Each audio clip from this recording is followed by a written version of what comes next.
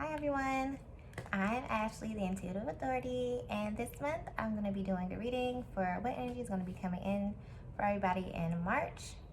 So I'm going to start off this reading by just looking at a general overview with a couple of oracle cards to see kind of what those messages are, those overarching themes, and then we're going to break it down into what energies are coming into your life and your personal growth, what energies are coming in for your career life, and then what energies are going to be coming in for your love life. So there are 3 piles, and I'll have 3 crystals, and you can choose from them. As always, just use your intuition. Try your best not to just pick which one looks prettiest to you, but to get in touch with yourself and see, which one gives me a sensation that makes me feel like, this one is special to me. This one is gonna, have that hidden message for me. So just try your best. You'll get better with it with time. It's just an exercise.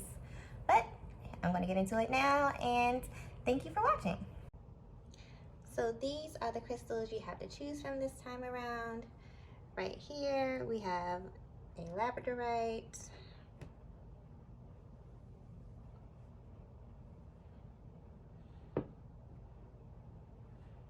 Right here we have an Amethyst.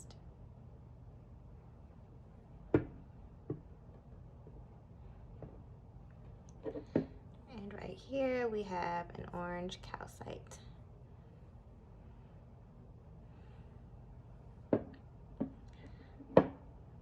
So it's time to flex that intuition, see which one of these gives you that feeling like, okay, yeah, this is the pile I'm gonna go for.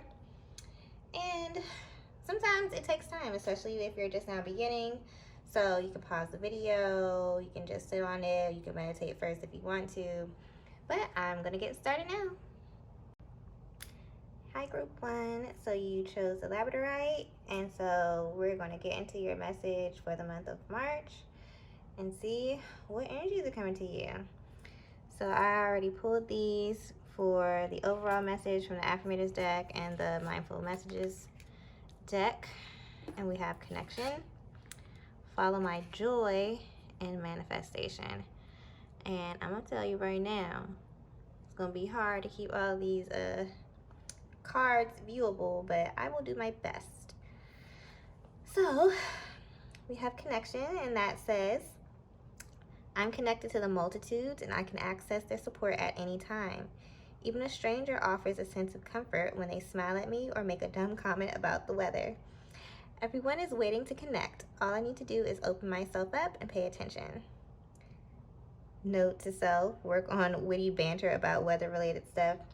These are kind of corny cards, but the messages are still nice.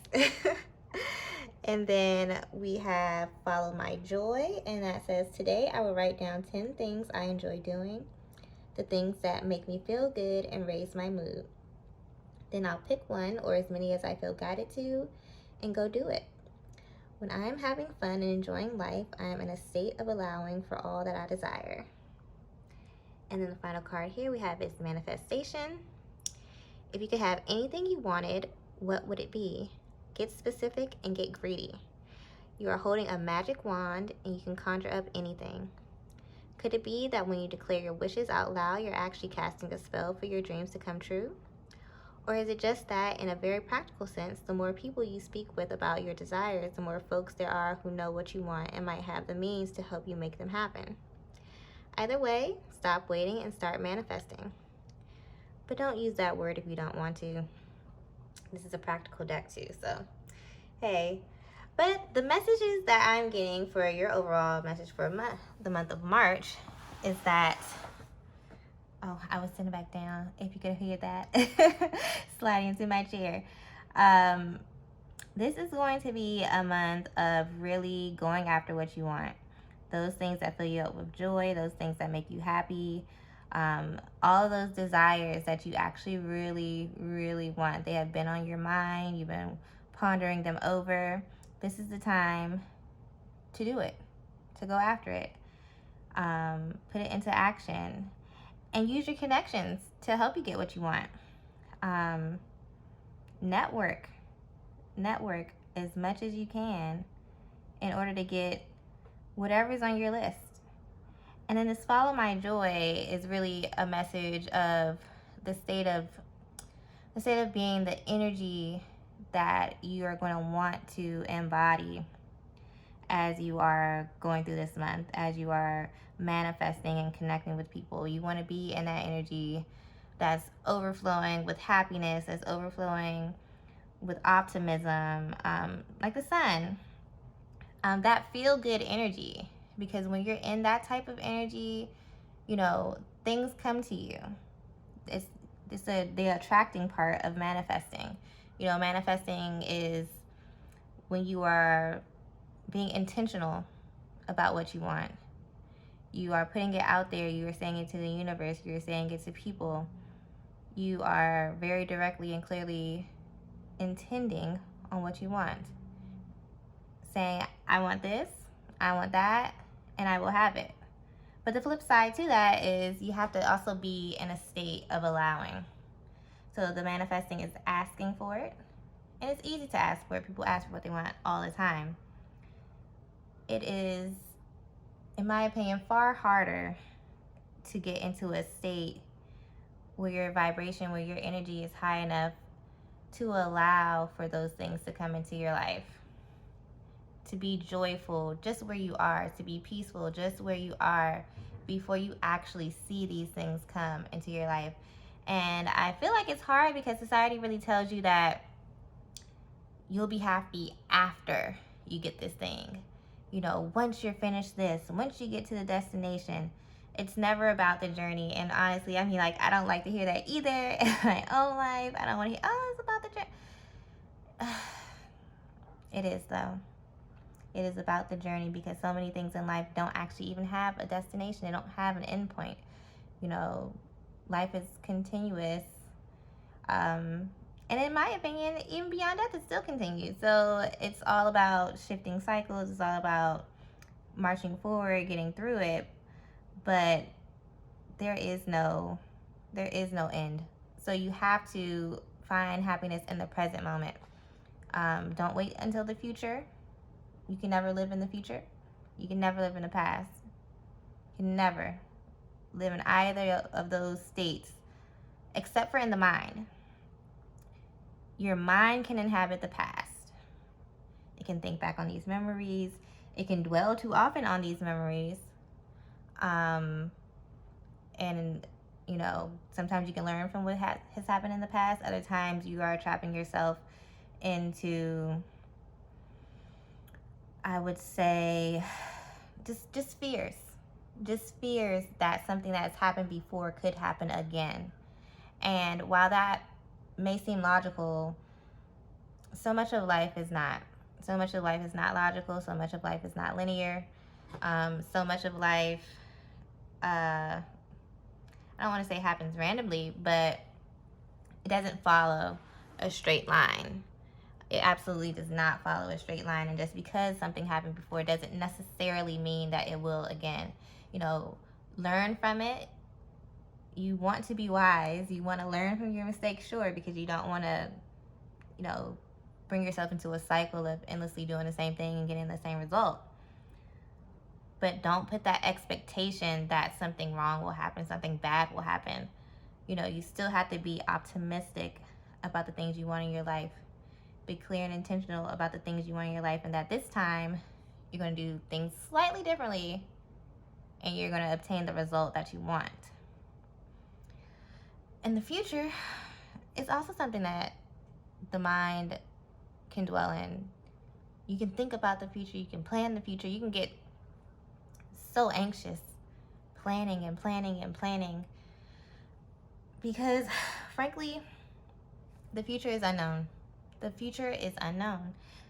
You can read cards, you can channel, you can read tea leaves, you can do all sorts of things, and you might get an idea of what could happen, possibilities for the future, but you don't know what's going to happen until it happens in the current moment.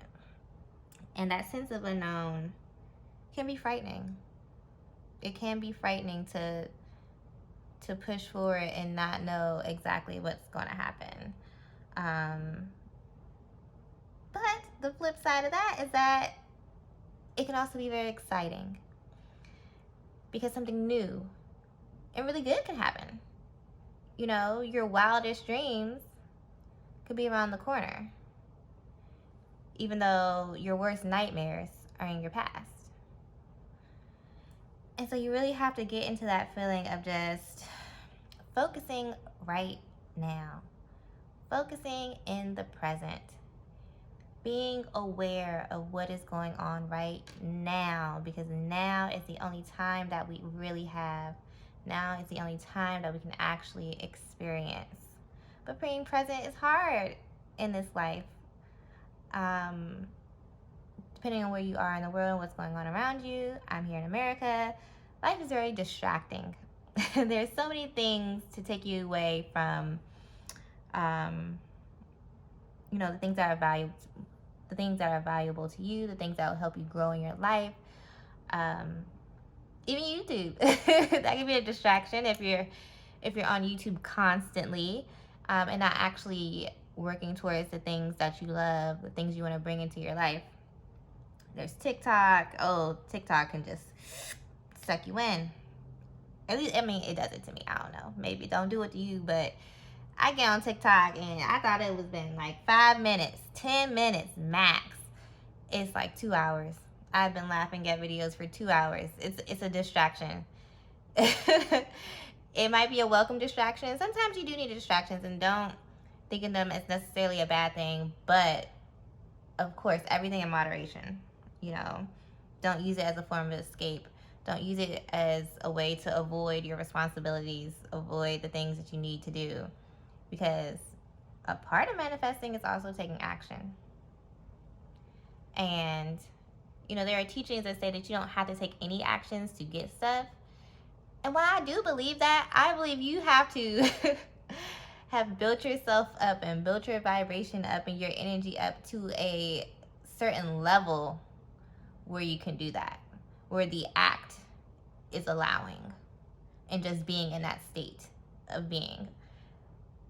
But it's not easy. So that it's still an action. It's still an action. And it still takes, many years of practice to get to that point. So for most of us, when we're trying to manifest, we're going to have to actually do something tangible, something concrete in this 3D world that we live in to prepare ourselves for the things that we ask for to come into our lives. Okay, that was a big message. Okay, let's see. How will I do this? I'm going to have to cover something up because there is not a lot of room here. I'm going to try and keep it in frame. Maybe I just slide it up there. I got to get a different setup because my little active space for using is a little small, and some of these readings require more room, but I'll make it work. I'm making it work. So let's get into your personal growth first. I'm trying to think, do I want to lay out all the cards first and then go through it, or do one at a time? Maybe I should have pre-shuffled some of these. Could have gone a little faster, but I didn't. So hey, it is what it is today. I'll just go through them one by one because frankly, I don't have the space to keep everything out. I try, but I don't know. I do not know. So this first card is going to be representative of the energies that are coming in. The energies that are coming in to your life in regards to your personal growth. So the overall energies. And I'm going to be using my Modern Witch deck for this card. So what energies are coming to group number 1, the Labradorite group, in March in regards to their personal growth. Let's see. Oh, I did this reading for myself earlier, and I got this card before too. All right, we got the 5 of Cups. The 5 of Cups. This card for me stay coming up in readings. We're all out here focused on the wrong thing. See, and look, looking at the past. Them cups already spilled. Them cups are gone. The water has spilled out. But that's where her attention is. Let me not start. I haven't even got all the cards yet. I haven't even got the cards all out yet. And I'm ready to deliver the message. So I'm going to be clarifying this overall card with the Reflective Tarot and the African American Tarot deck. And so the next card is going to be how to actually act on this energy. How to act. How to use this energy that is coming into your life. Oh, and just so y'all know, I don't read reversals. I can get the feel if it's not at its fullest potential, not embodying the full highest meaning of the card. But I don't read reversals. I personally think there are enough cards with I won't call it bad meanings, but negative, or you know, cards you would not want to get. There's enough cards like that in the deck, so I don't really feel like I need to read the reversals on cards. But to each their own. I don't think it's a bad thing to read it that way, but personally, I don't feel like I need to. Let's see. How should group 1, my Labradorite folks? Oh my God, it fell on the ground.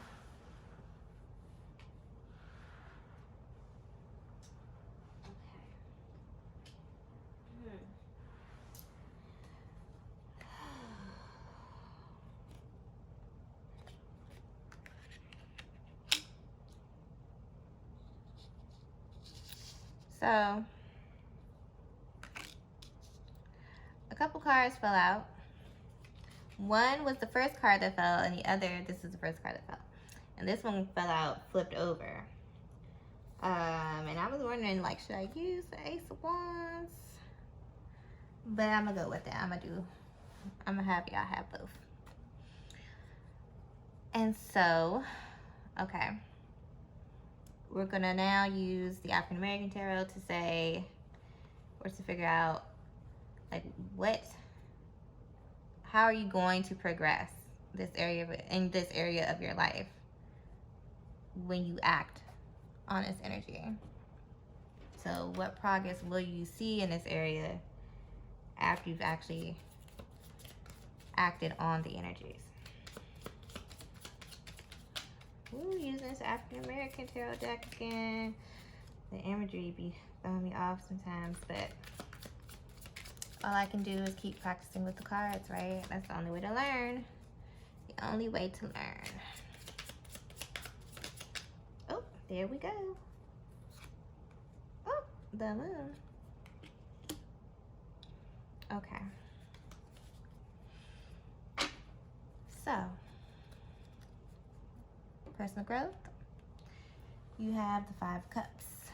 That is the overall energy that is coming through. That's coming into your life in March. 5s are about change. You actually have 2 5s here because the Hierophant right there.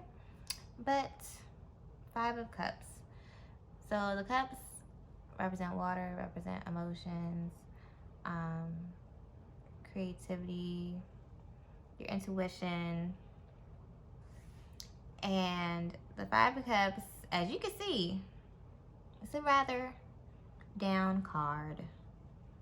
It's a sad type of card. She had 5 cups. 3 cups have been knocked over. I don't know. She knocked him over. The wind done blew him over. Who knows? Somebody done came through, kicked him over. Hey, the whole point is that they're knocked over. They're knocked over. But there are still 2 more cups right there. Right behind her. But look at her focus. She is facing towards the past, looking at what has already happened. Looking at something where, what are you going to do about it? You know, they're knocked over. The water has spilled out of these cups. And these cups might be, maybe their relationships that didn't work out. Maybe they were, since it's personal growth, you know, maybe these are traumas. These could be traumas from your past. And that could include relationships. It could include many things. You know what applies to you. You know what applies in your own life. But there are things that could possibly have been very hard and are difficult for you to stop replaying, stop revisiting, stop focusing on. But as I said, if she were to turn around, she could see there are still 2 more cups here. There are still more opportunities.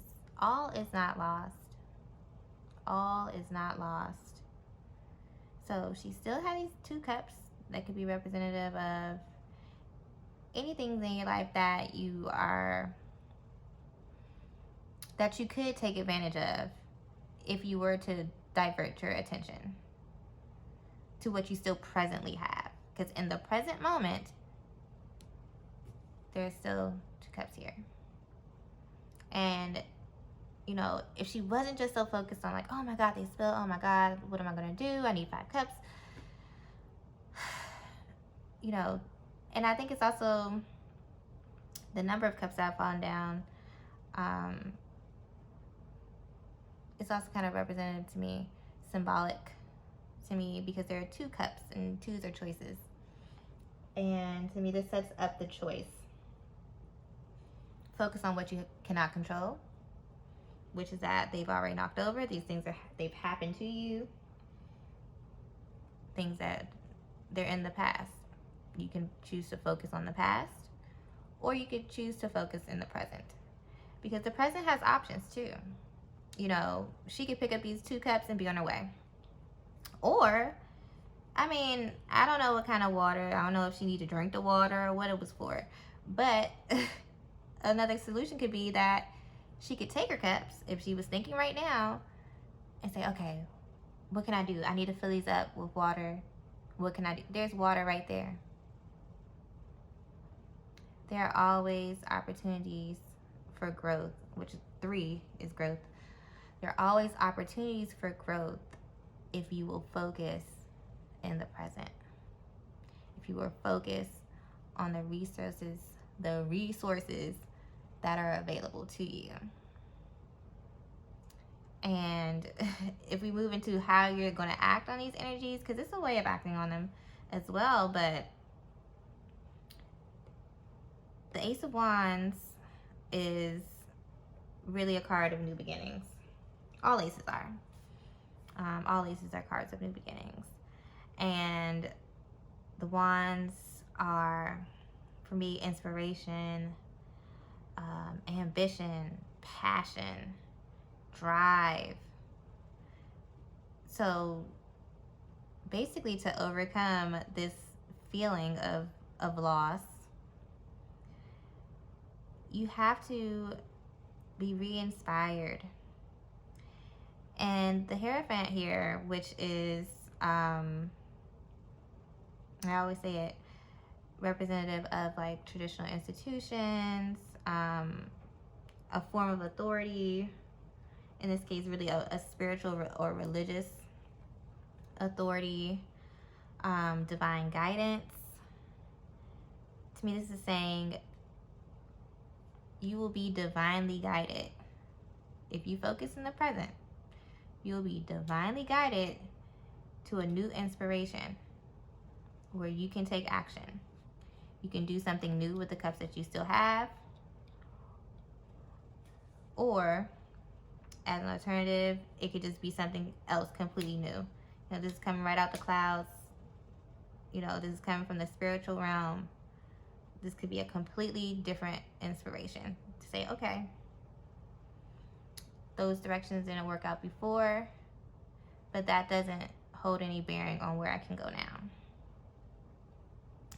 And for some of you, it might be more of a traditional route with this. Although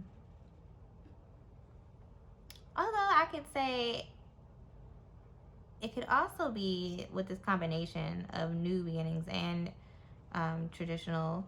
It could be forging your own new path, which is really bucking with a B. Tradition, going your own way. You know, saying, all right, well, this didn't work out, but I can still do it. I love this thing, I want to do it, and I'm going to. Despite, you know, I guess for an example, it could be like, maybe you went to college and you got a degree, and I just use myself. I got my undergrad degree in art history. And I could surely sit back and say, oh, I went to school for all those years. I took out loans to pay for school. And like, I'm not even working in art history. I've never even worked in the arts. And I could cry about it. I could be upset about it. Or I could be like, you know what?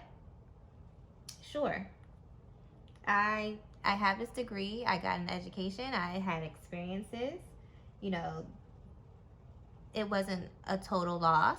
It wasn't a total loss. There are still things that I gained from it, from that experience. And, you know, I'm going to take this degree and I'm going to use it to get into another career field. Many career fields now will just ask for you to have a degree. Not necessarily needs to be relevant to the job. I could use my skills that I developed in college. You know, I did a lot of art related things in college, graphic design, a lot of things in college. I could use that and blaze a new trail. It's not art history, but so what? I can still do it. Or I could just say, completely forget that, and, you know, I want to do something completely different, which in my case was, for a while I did science communication. Had nothing to do with my degree, and I wasn't fully credentialed. I went to graduate school, and I had been taking classes at the time when I started, but I didn't have the degree. But I said, forget the traditional way. I feel passionately about this. I'm just going to do it. I'm just going to do it. I'm just going to get out there and do it. And it was a success. I had a lot of fun. I met a lot of people. I did a lot of things. Sometimes you have to just get out there and do what you want. And then last, we have this card right here to show you how you progress when you've acted on these energies. And this might be a little bit disappointing, but I often think of the moon as a card where things are hidden. But I don't know, I guess I feel in this reading that if you act on this, if you if you divert your attention to what's actually going on, to what you still have, and you use, you know, this new sense of inspiration and ambition to go towards what you want, and you make your own path and say forget traditions, I feel like you're going to uncover, and this is about personal growth, so don't mind the career thing, but you're going to unlock hidden parts of yourself. So if I do use that kind of career-related example, the personal growth that could have come from that is that, you know, confidence to go after what I want, to see that, oh, wow, I created this on my own. I built this up from the ground, you know, into an entire brand.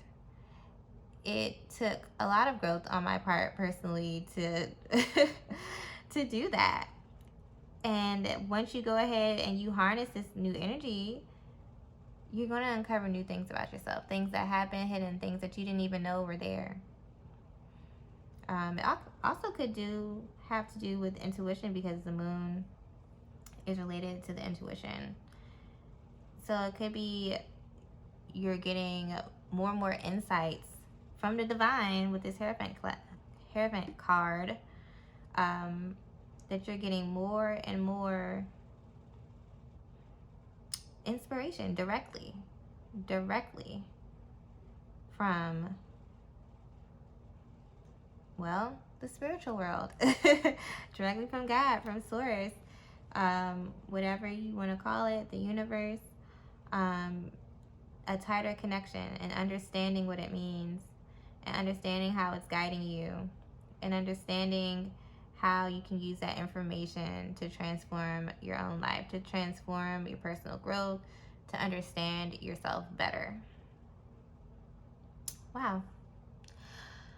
So, I'm not going to have enough room for this, and I'm sorry. What am I going to do?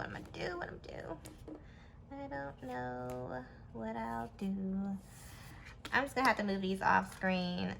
Sorry, y'all. I like to look at all the cards. Like when I'm watching someone else, I love to see the cards still, but no, I gotta work with what I got.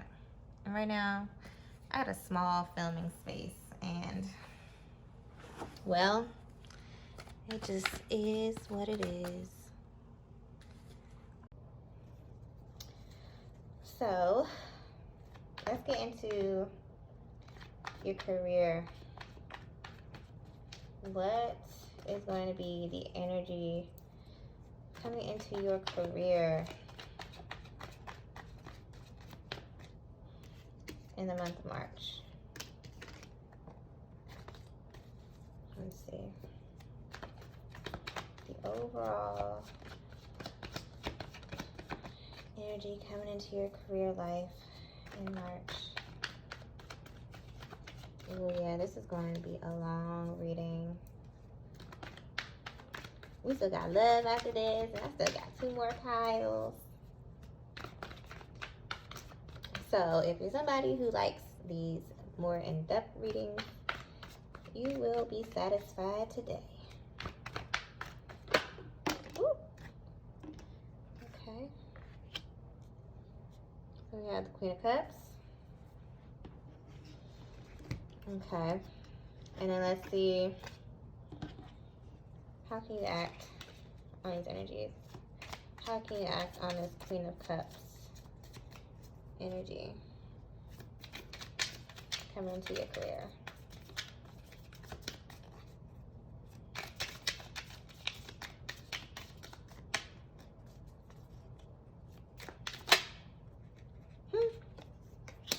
Look at that.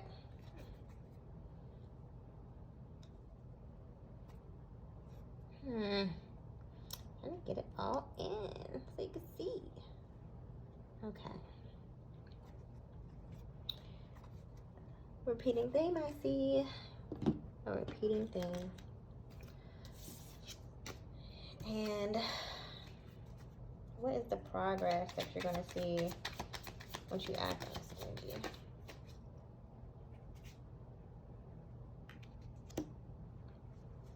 Okay. So, let's get into this. So the energy that will be coming into your life, your career life, in the month of March is going to be the Queen of Cups. So the Queen of Cups is a very self-assured woman. She is an embodiment of the divine feminine. She is receptive. She is intuitive.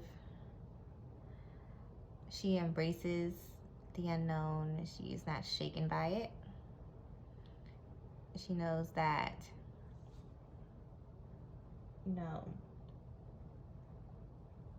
there's a balance to life. You need the dark and you need the light. She knows that, and intuition comes from the dark.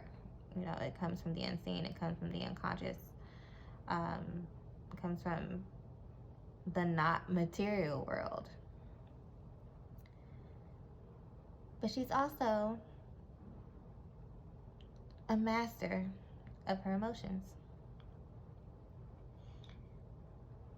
She is not overwhelmed by them.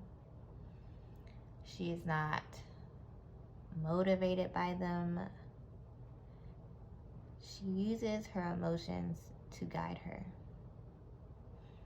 And queens are more of an inward energy, because the feminine is more inward, reflective, versus introverted, versus the male, extroverted, action-oriented type of energy. So she's using this internal guidance, her intuition mixed with her awareness of her feelings to guide her decision making. She's very level-headed. So this is a great energy to have in your career life, because whether you are trying to make a move to a new career, trying to advance in the field that you're in, maybe you want to get a promotion, perhaps you just want to learn more in the role that you have, you can make those decisions, you can make those plans in a calm way. Even if, you may be in a situation where, up until now, your job was fine. Maybe it didn't pay a ton of money, but it paid enough for you to do what you needed to do to take care of yourself. But now, that with everything that's going on in the world, there's a lot going on in the world right now. Won't even get into that. But there's a lot of inflation. At least in America. I can't say for other places. Wouldn't be surprised if it's the same though. Things cost more. Rent costs more. If you have a variable rate on your mortgage, it could be going up. Your mortgage could be going up too. Rent going up when it's time to renew. It costs more to go to the grocery store. I know that for sure. When you go to that grocery store, ooh, they hit you with a 1-2, knock you right on out with them prices, okay? Things are changing. Things are changing. And this may present some issues for you. In this example, this person, they have, it's become a bit much. And now you're like, okay. What am I going to do? They are not panicking. They're not fretting and letting these emotions get to them. But they're aware that, okay, I feel like maybe there's a bit of anxiety here. That now there's less money after each check. Things are getting a bit tighter. I'm not sure, is this going to be enough going forward? But since you have mastered your emotions, you can take this information in and not be overwhelmed by that anxiety. You can use this information to say, okay, if the current situation is not making me feel good, what do I need to do to feel better? What would make me feel better about the situation? And it could be, maybe it's time to get another job, or maybe it's time to, you know, be confident, because all queens are confident in themselves. Perhaps it's time to go to your boss and say, well, I put in this good work and I deserve a raise. And you list your merits. Or maybe even just getting, maybe you're a project manager, but you don't have your PMP, which is a certification, which could, secure you a boost to your check. Maybe it would be time to do that. But as we saw before, how should you act on these energies?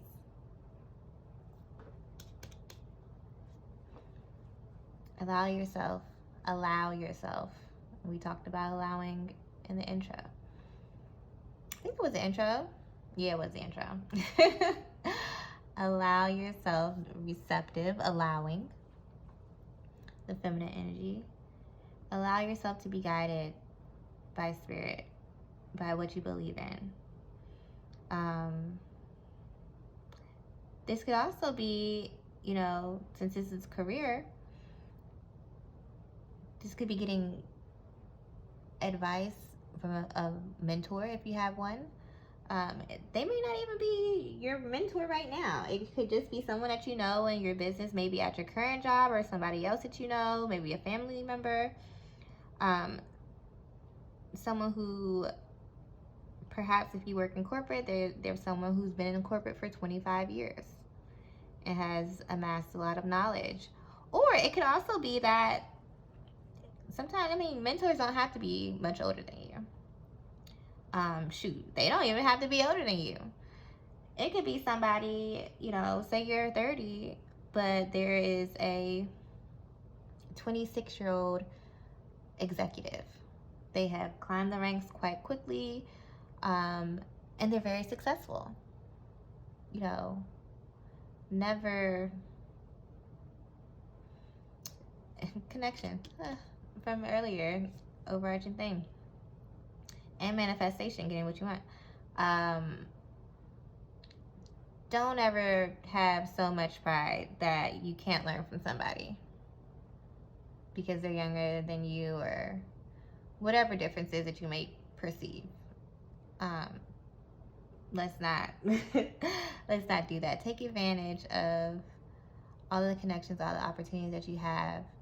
And if there is somebody who's higher up than you, that they're younger, they probably, and I would bet on it, have much more in common with you than someone who, they've been in the business for 25 years. Or someone who's much older than you, they came up the ranks at a different time, where those strategies might have worked then, but they may not work now. But if there's someone who is close to your age, a little younger, whatever the case may be, they could have, advice that is much more relevant that you could use right now.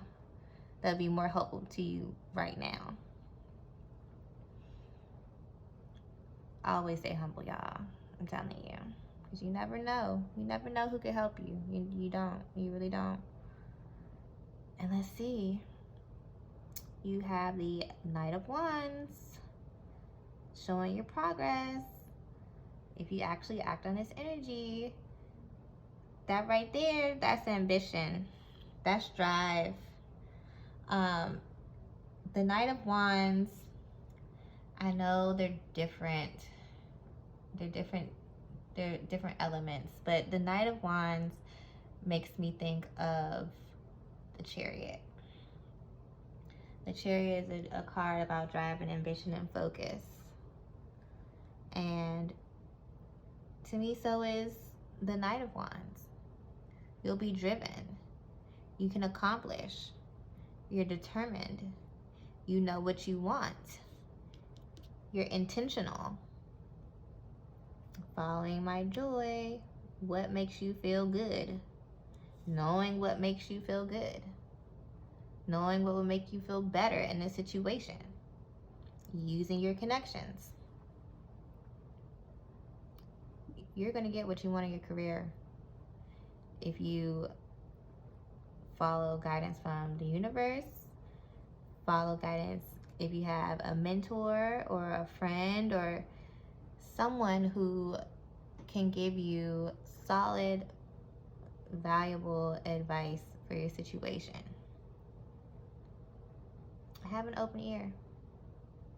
Have an open ear. Listen, take it in.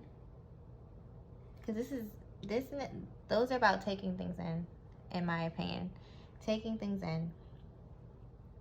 The Hierophant, I guess the Hierophant itself is more masculine, but in the situation about the guidance, you know, to take guidance, to receive guidance is inward. Fire right here, that's action. That's doing. That's active. That's going for it. And so if you use the advice of those cards and you act on the energies that are coming in for you in your career life in March, nothing will stop you. Absolutely nothing will stop you. You'll get exactly what you want, exactly what you need. But you're going to have to listen first. And you're going to have to act.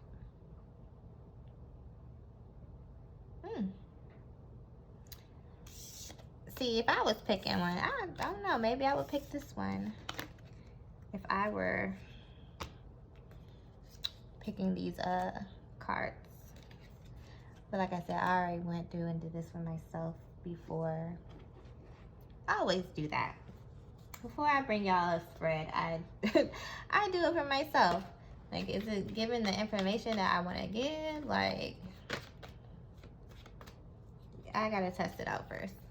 I always test it out for myself first. Okay, and so the last section of your life that we're going to be looking at for the month of March, my Labradorite people, is love. Many people always want to know about their love life. Y'all got some repeating things. What's going on? What's going on? Five of Cups again. The Five of Cups again. Okay. Well, hey, if it comes up, it comes up.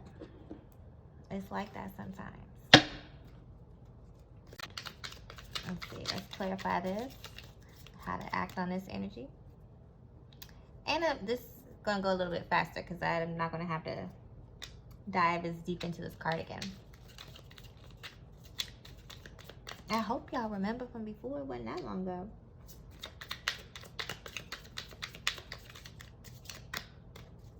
Let's see. How to act on this energy that's coming into your love life.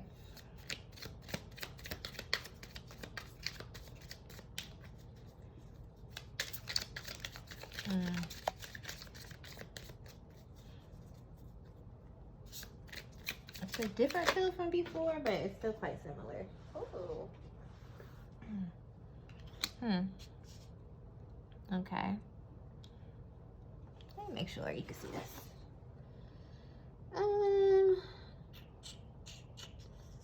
Let's do it like that. Ten of Pentacles. Never a bad card to get. Never ever a bad card to get. And how will you progress in this area of your life, your love life? You act on these energies.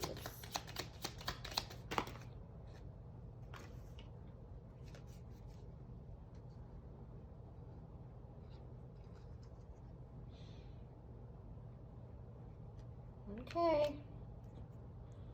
Okay. Can you see this? Two cards came out.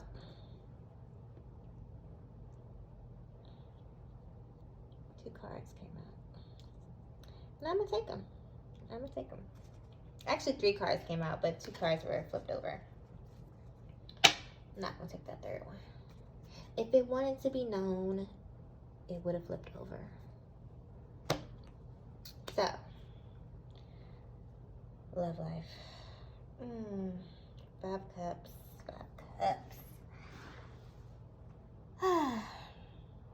Not ideal. It's not an ideal card, but I always see this as a card of growth. It's a card of change. 5 is change.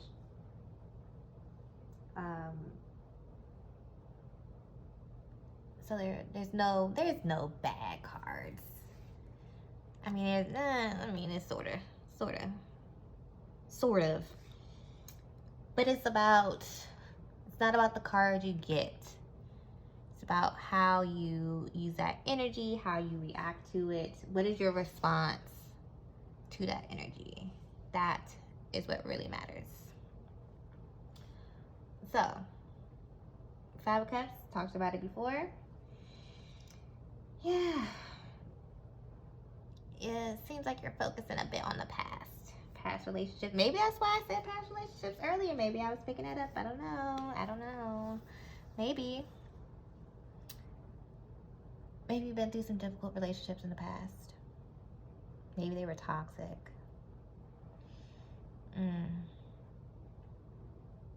They could have been a relationship that you really, really wanted. You wanted that person. You wanted them. You wanted forever with them too. I know what that feel like. You want somebody and you want that fairy tale. You want it all. You want it all. The Disney fairy tale, all of it. Everything. The marriage, the babies, the growing old, the life together. And look what happened. Something bad didn't happen.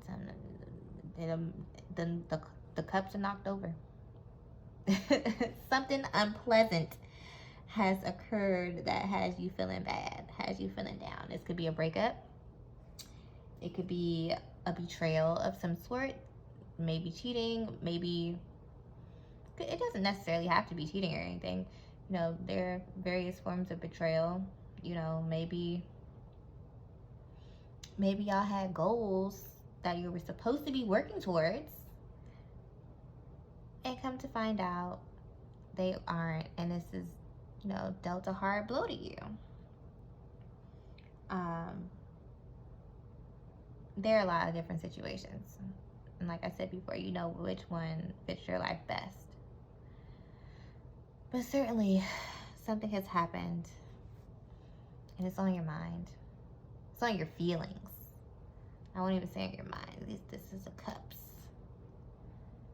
Your feelings. You're in your feelings about it. You're in a mood about this. And it's hard to get out of this mood. It's understandable. It happens. But like I said before, you have a choice. There's still 2 cups right there. You could do something new. You know, if this is the case of a breakup or something like that, you know, you could focus right now on the fact that this means there's space in your life for a new love to arrive. You don't want no new love to arrive when you're dealing with an old love. That's not mixed and tangled the two.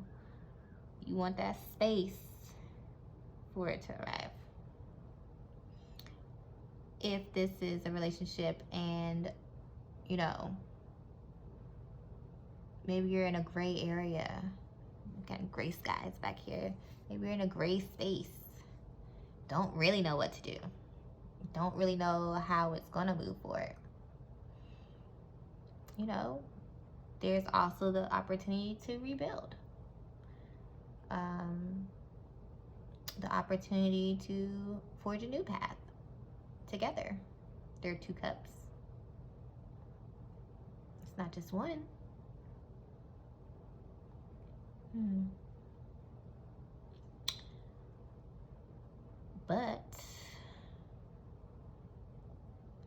as hard as this is, this I would say is probably the hardest in your well, I don't know, it's kind of hard in your personal growth area of your life too, but it's hard in your love life to not look back on things. For many people, at least. Maybe just me. Maybe it's just me. I could just be projecting here. That could be it. But, you know, you gotta let that go. You gotta focus right now. Focus right now. And how you gonna act on it, how you should act on these energies. 10 of Pentacles. The 10 of Pentacles is about building a legacy to me. What do you want? Because it's like multi-generational. You got, I don't know, some old person. You got a little kid. You got these, I don't know, middle-aged adult people. I don't know. Got the family dogs. Everybody's together. The 10 of Pentacles is a family card, in my opinion. But also about what you value. You know, the Pentacles is not just money. I mean, obviously it includes money.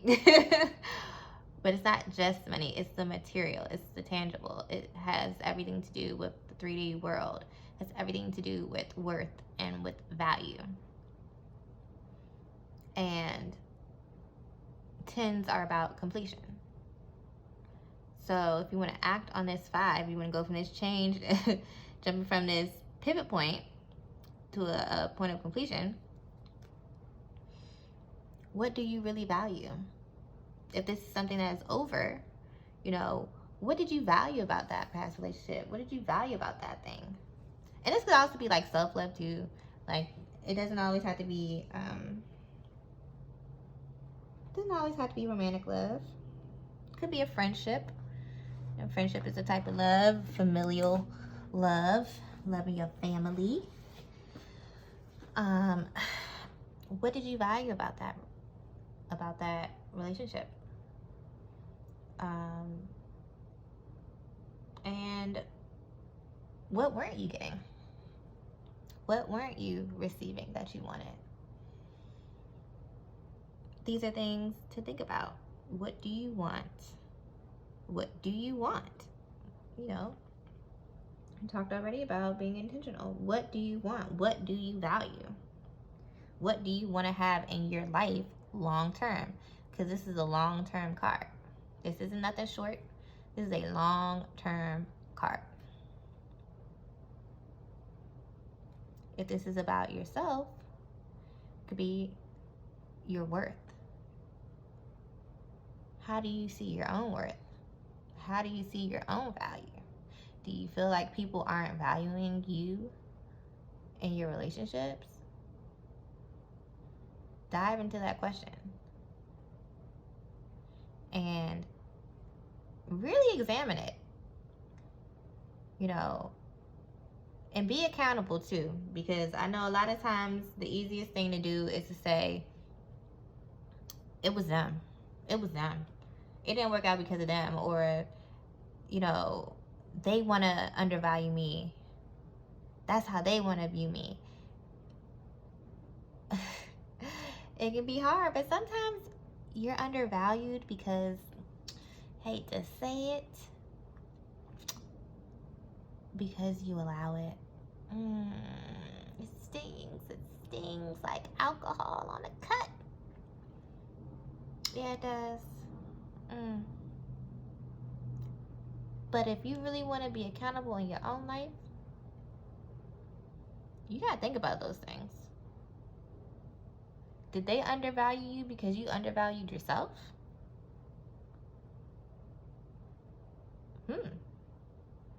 You know, did they not feel like you were worth this, that, or the other because on a subconscious level you felt like you weren't worth this, that, and the other?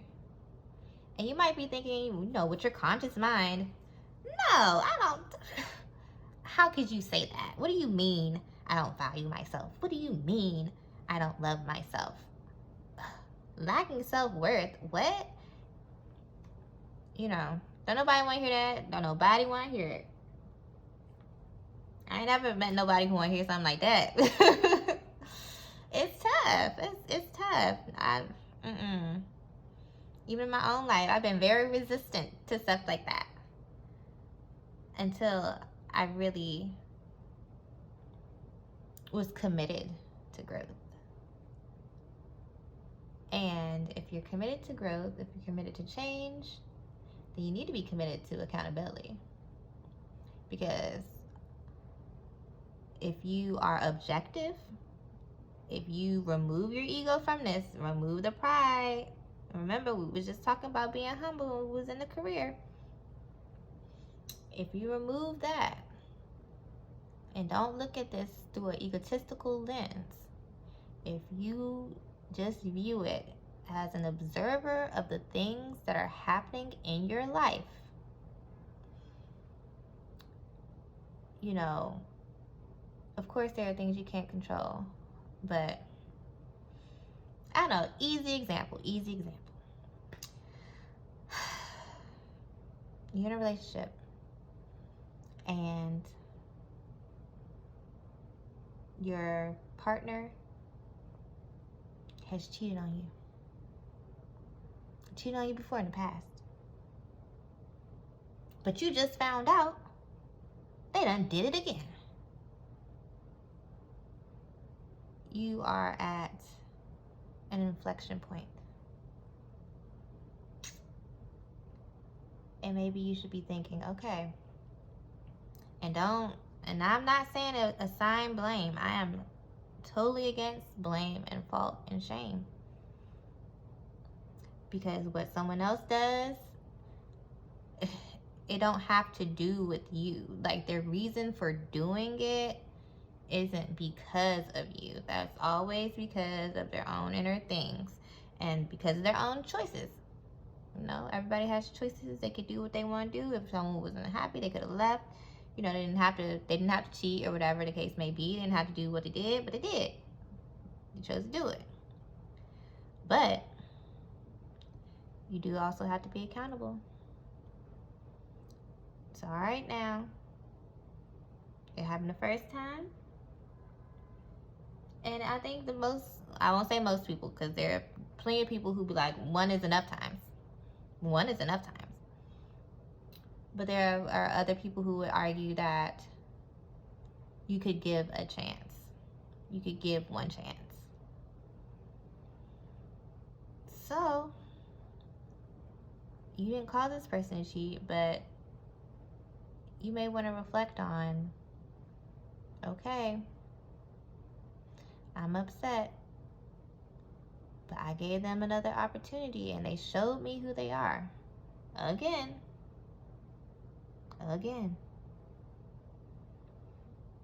How are you going to hold yourself accountable? Are you going to allow this to keep going? Are you going to say, okay, but I love them. This is my soulmate. I can't let go of them. This is the person I've been wanting forever. What do you value? Do you value yourself? Somebody cheating you 2 times? Who, no, I don't want to say that, but, you know, you would have to know that you had a part to play in it if you were going to keep continuing a relationship where someone is undervaluing you, where someone obviously isn't seeing your worth and you know, your value, is not displaying love towards you. So you have to make those hard decisions. Sometimes they're hard. What do you want in the long term? You know, do you want this person who has shown you their true colors, and these are not colors that make you happy? These are colors that are leaving you black and gray. Or is it more important that, you know, you pick up your pieces? You know, it could just mean going your own way. But knowing what you want, knowing your worth, that I gave you the benefit of the doubt, I gave you another chance, you messed it up again. No, I'm not going to allow you to treat me this way. I'm not going to allow you to treat me this way. I want XYZ out of a partner, and you have shown me that you cannot provide that. You have to value yourself. So, if you stand up for yourself, be accountable, about what you're allowing, you move into this energy right here, this progress. 8 of Wands. This tripped me up on a previous reading, but I remember it now. I remember what it looks like in this deck. It's moving fast, quick, fast energy. Changes on the way. New cycle, because 8 is cyclical. But I say new cycle because it's also right here paired with the Ace of Swords. New cycle because you have moved into a new mindset. You've thought about, what do I value? What's important to me? What matters to me? What do I want, in my future? What do I want to be living? What is it that you want? What is it that you want to see in your life? So if you act on it, on this energy right here, you will see quick progress, especially in your mindset. In your mindset, I've been reading tarot for a few years, and the suit, and I'm an air sign. I'm a Libra. Whew, them swords, the air right there, those are some difficult cards. And I believe it's difficult because the mind is by far the hardest to deal with. Emotions can certainly drown you. Passion can burn you up and turn into anger.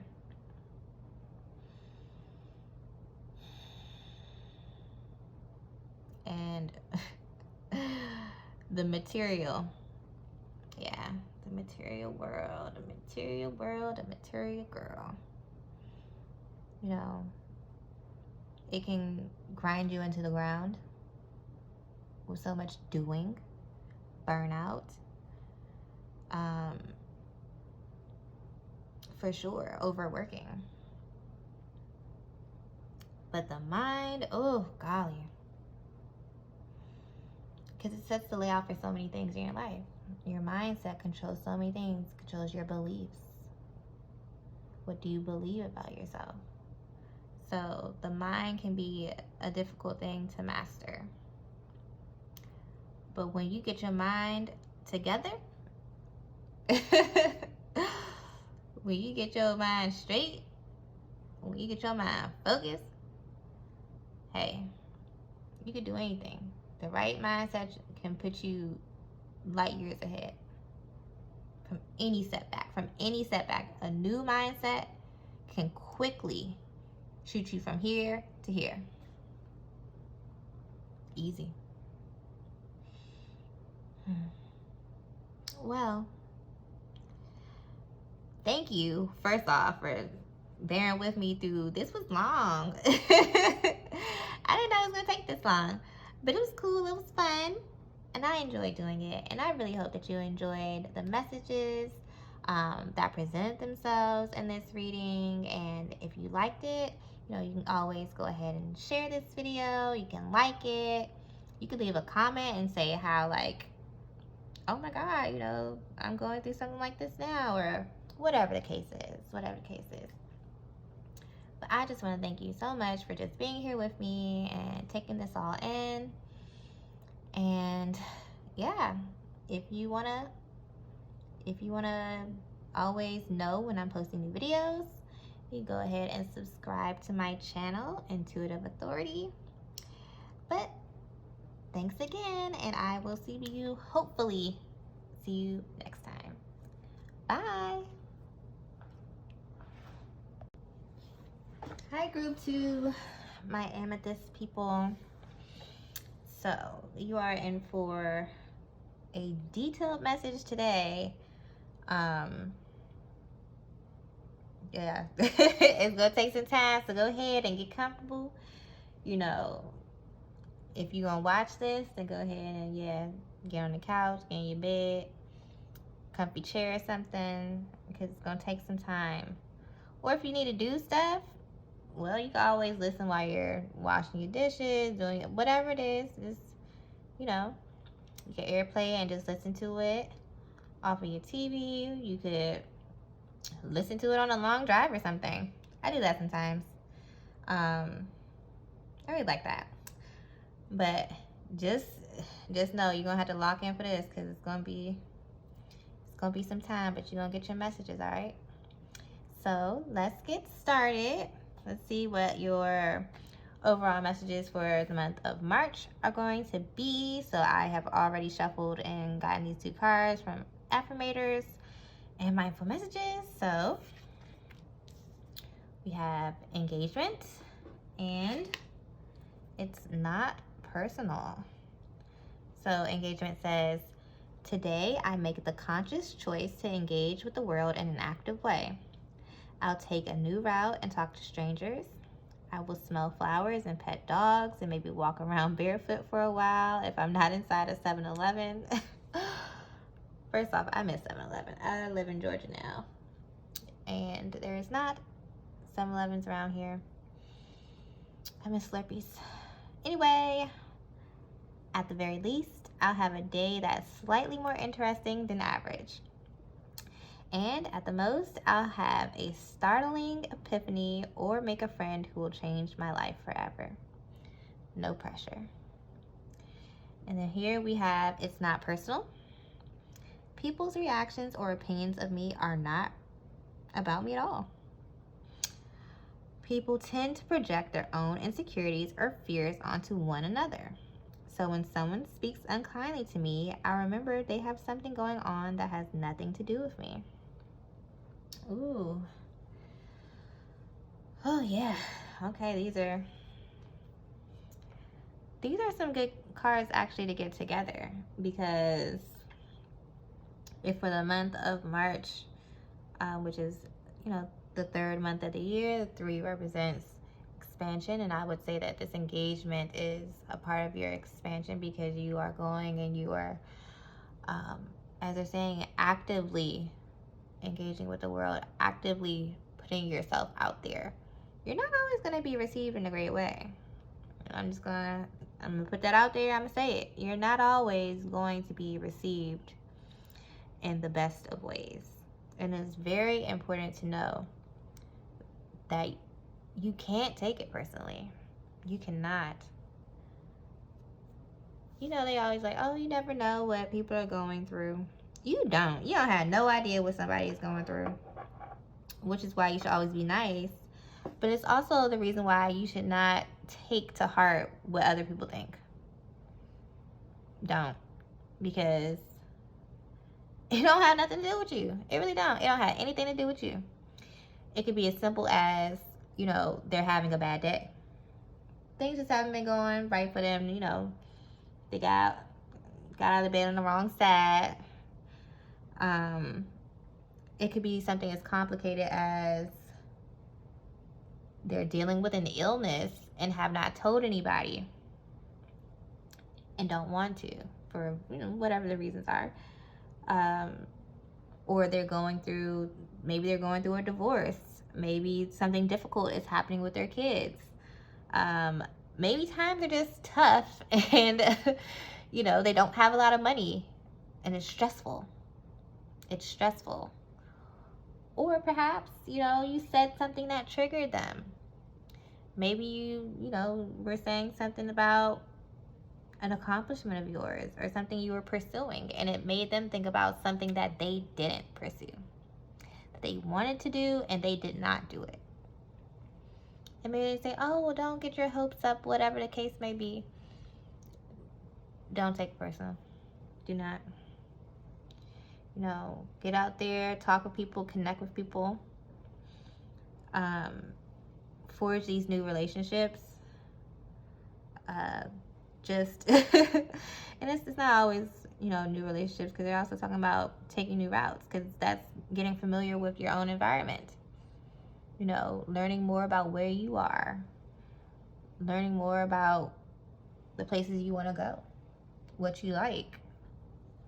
You may find that, you know, maybe it takes 5 minutes longer, but you enjoy driving the scenic route to work better than the fastest way that Google always suggests. You know, maybe it's technically faster, but there's more traffic. But you go this other way, and like, it's a parkway, you know, it's lined with trees. Some of them are blooming. You know, you can see more birds overhead.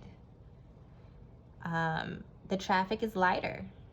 So while, yeah, it does take a little bit longer, but it's smoother, it's calmer, it's more peaceful, it's more enjoyable. You know, you want to enjoy life.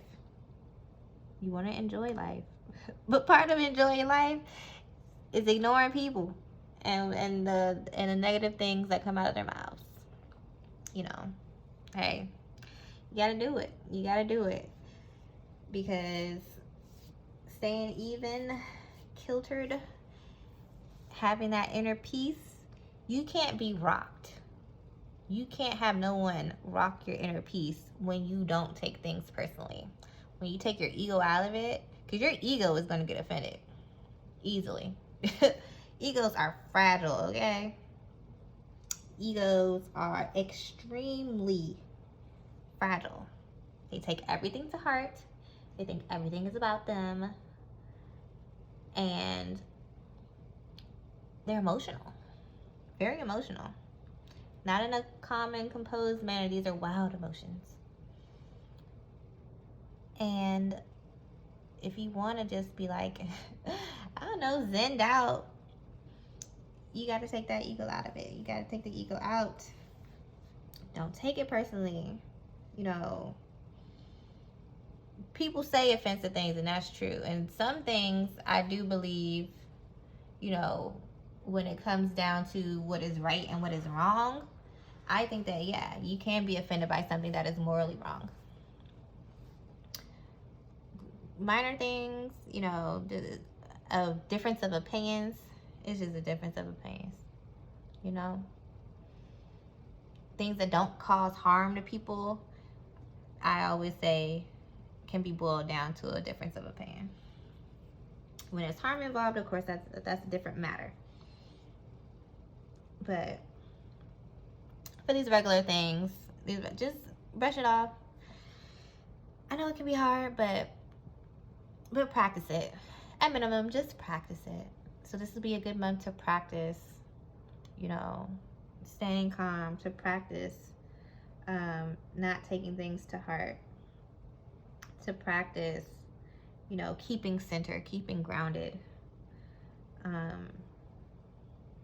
Yeah, this is a good time for that. It's a good time for expansion. You know, don't keep yourself small. Don't stay in a little bubble. Get out there and explore.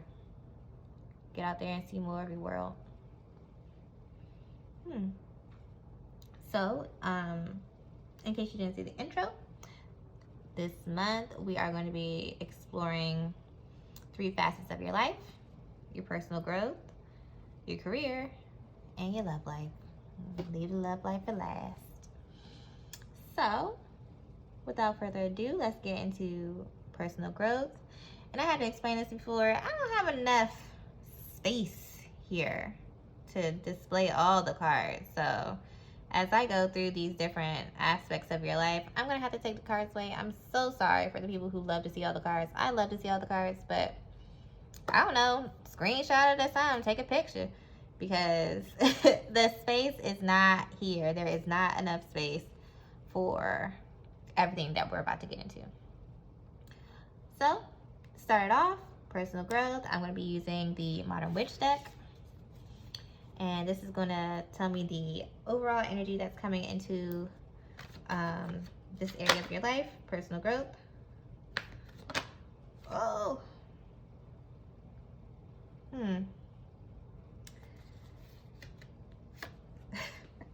I didn't know whether I was really going to use this card or not, because it's not really a card. It is, it's not. It's a Ten of Swords, but look, on the bottom of the deck is a Ten of Swords. What are the chances? What are the chances? What are the chances? I'm gonna keep it out there. It's funny. Kind of contradictory, but you know what? I can see how it's coming together though. I can see it. I can definitely see it already. So we got that. And then we're gonna clarify this overall energy twice. And the first time we're gonna clarify it by seeing how to act on this energy that's coming into your life. And I will be using the reflective tarot. Let's see.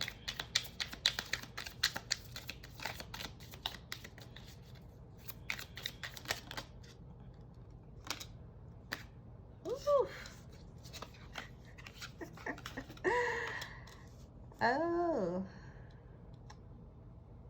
Oh my. Three of Swords, okay. A lot of air energy, a lot of the mind going on here when it comes to your personal growth.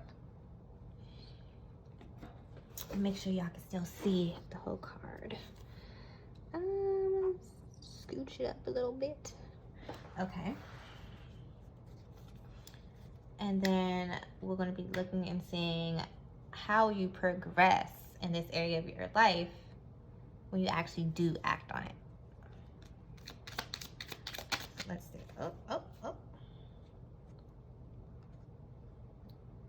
Okay.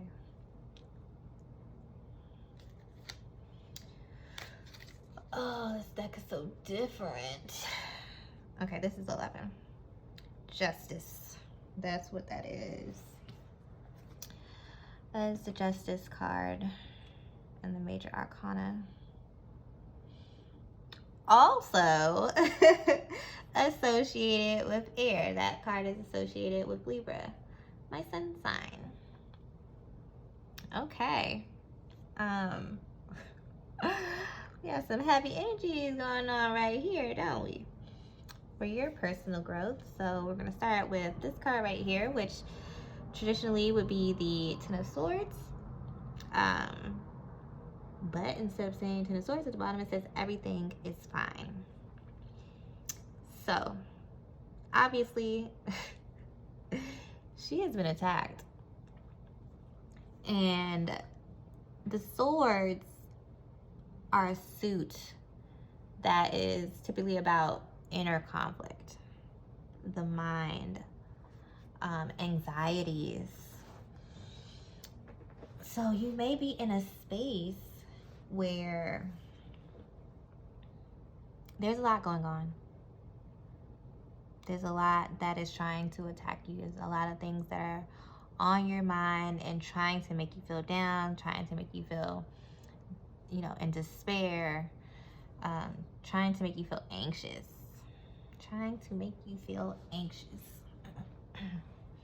And yet the message here is everything is fine.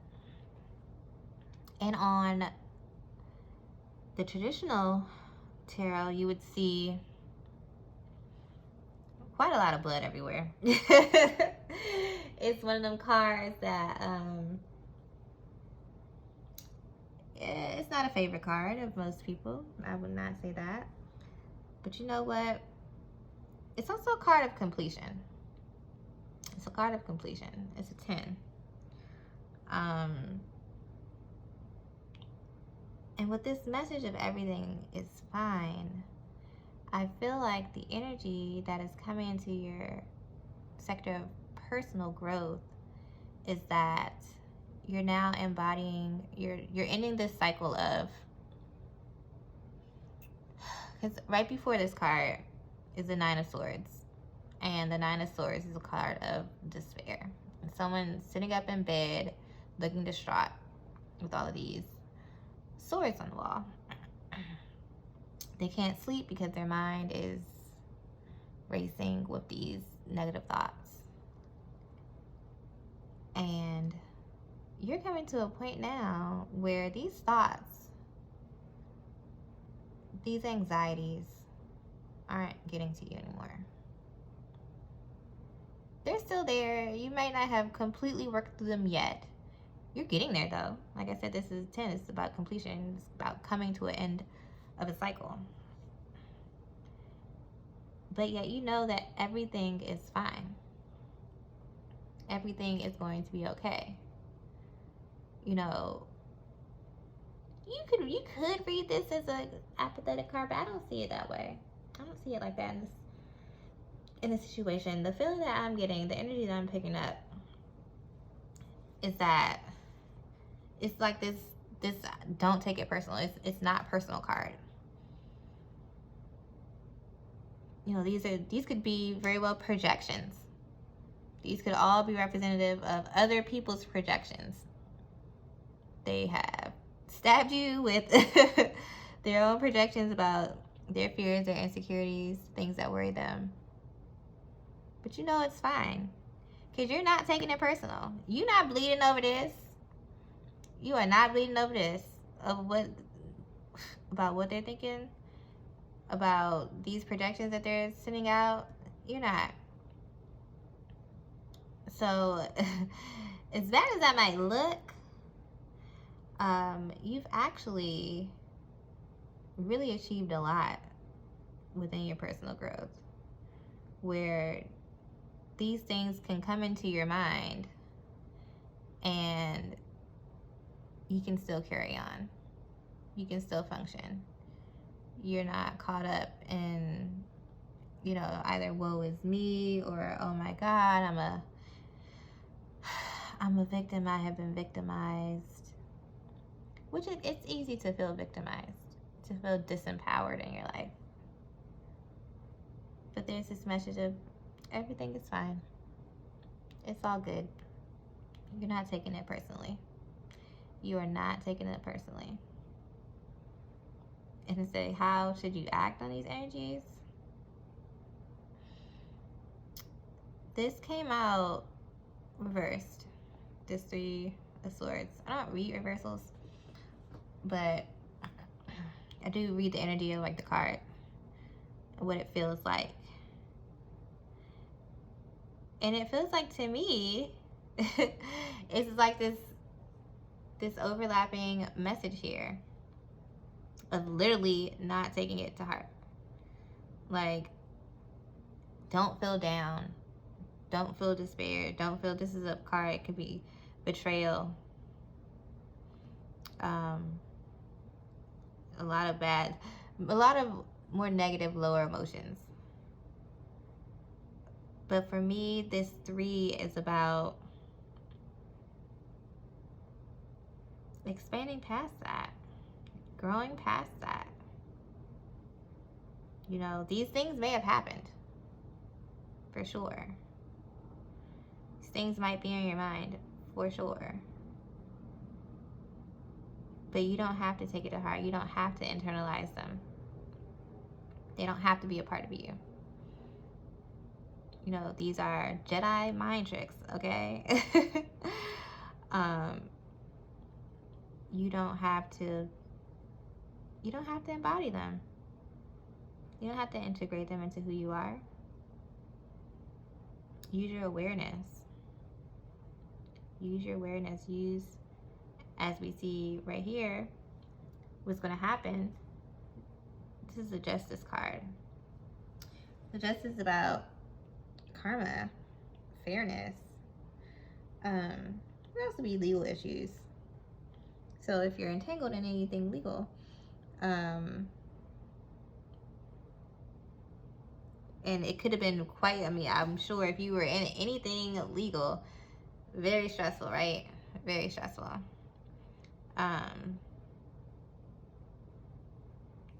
Even involving your heart, even involving your feelings. But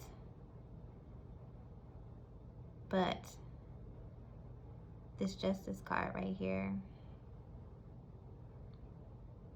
is really saying to me that things are going to balance out. Things are going to be fine. And they're going to play out the way they're supposed to. They're going to play out in a just way.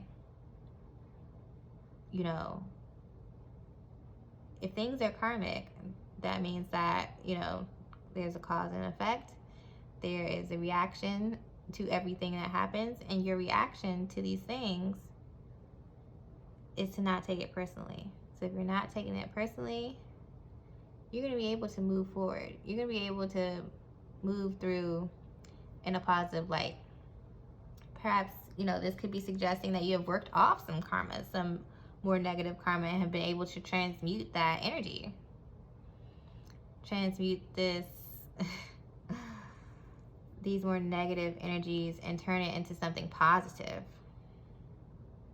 You have balanced it out. You have performed alchemy, if you will.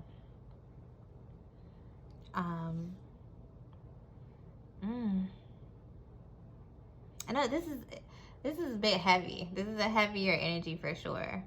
And I really do feel for everyone in this group who has been going through some things. But know that in the end, it's going to work for you. These are going to be lessons that you can take forward that are going to help you in other areas of your life. There's going to be, you will see the reason for it. You will see the reason for having been bombarded in this way. You'll see the growth. You'll see the change. To your personal self, you will be wiser. It's part of justice is being able to discern truth. Because you need to discern truth to discern what is fair. And that requires wisdom. That requires wisdom. And you can only be wise by learning. And I think that you've learned. You've learned quite a lot about some of these deeper issues regarding personal growth, spiritual growth, who you are, and separating that from the things that happen to you, or things that plague your mind, or the things that are currently at play in your life. And you're able to transcend them. Oh yeah, that was heavy. Okay, let's go. Let's go on to your career now. Oh, you learn a lot in your personal life and your personal growth. Never a bad thing though. Never a bad thing. All right, let's get to career.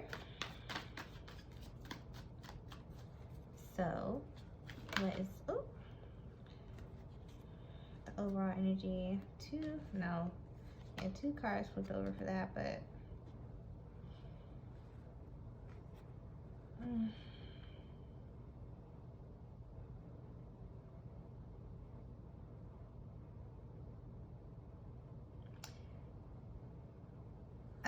all right, I'll take them both. I was really deciding, like, are they both the cards that should be? But I'm gonna go with yes. I gotta move all this stuff over to fit all these cards now. Check and make sure y'all can see. Yeah. Okay. And how do you act on these energies that come into your career life this month? My amethyst people.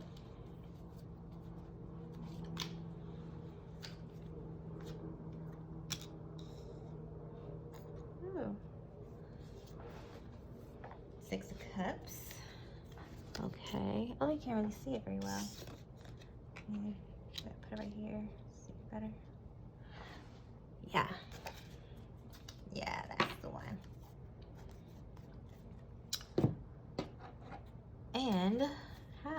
going to progress once you have acted on these energies?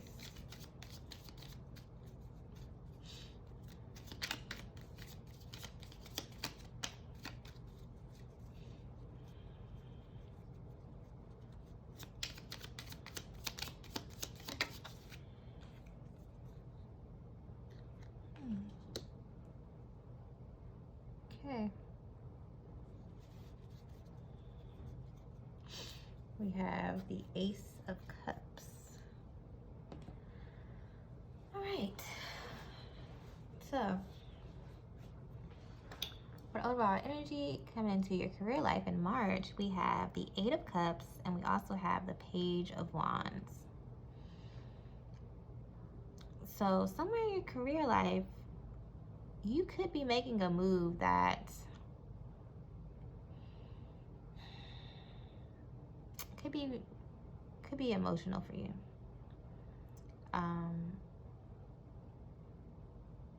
Eights are about cycles, and as you can see, she is whatever cycle this is that you're going through in your career, you're walking away from it. You are walking away from it. And this could be intuitively guided. It could be something that's coming from deep within you. It might not be a logical choice. It might not be a logical choice. It could be, you know, akin to you have a really good job. Say you are a marketing executive. You making 6 figures. You know, you can afford to live a very nice life for yourself. You know, if you have a family, you can take care of them easily. You know, you don't want for anything. But it's also not fulfilling. Maybe the hours are long. Maybe it's just high stress. Maybe it works at a different pace than you do. You know, maybe, you know, marketing could be fast.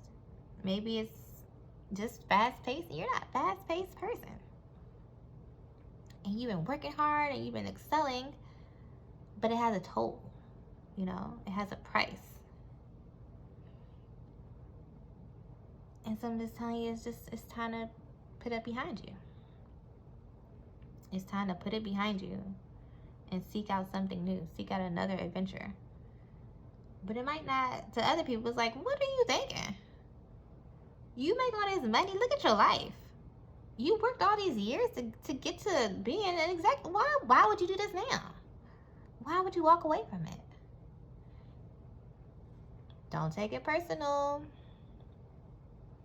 Do not take it personally. You know, other people's opinions, they are not in your shoes. They are not walking in your life. They say, why would you do this? Why would you leave it? They're not working your job. They're not under the stress that you're under.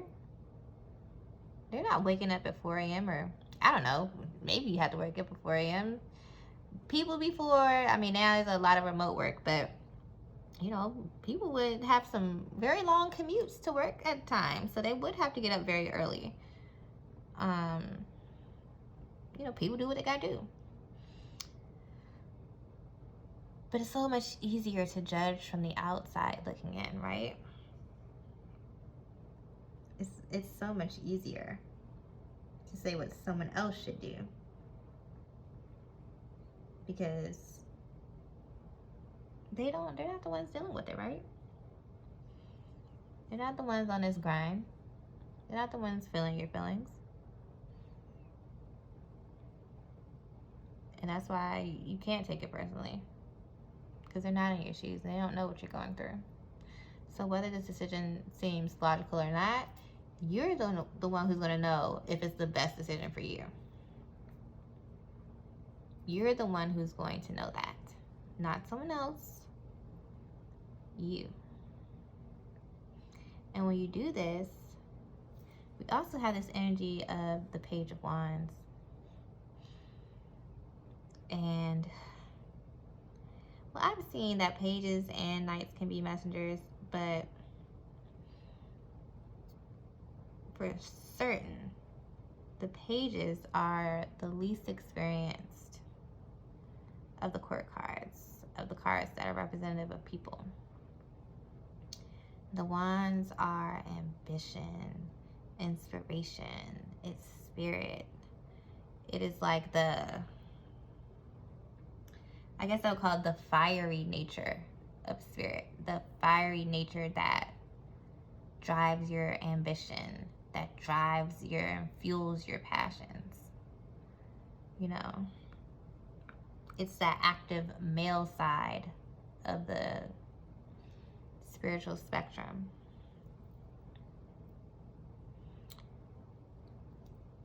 And for me, they also represent a new beginning of sorts, because they're a novice.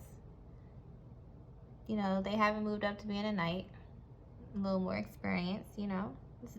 Page, I would say, if we want to put it with, I don't know, career, business setup, be entry level. You know, maybe I would call it an entry level job.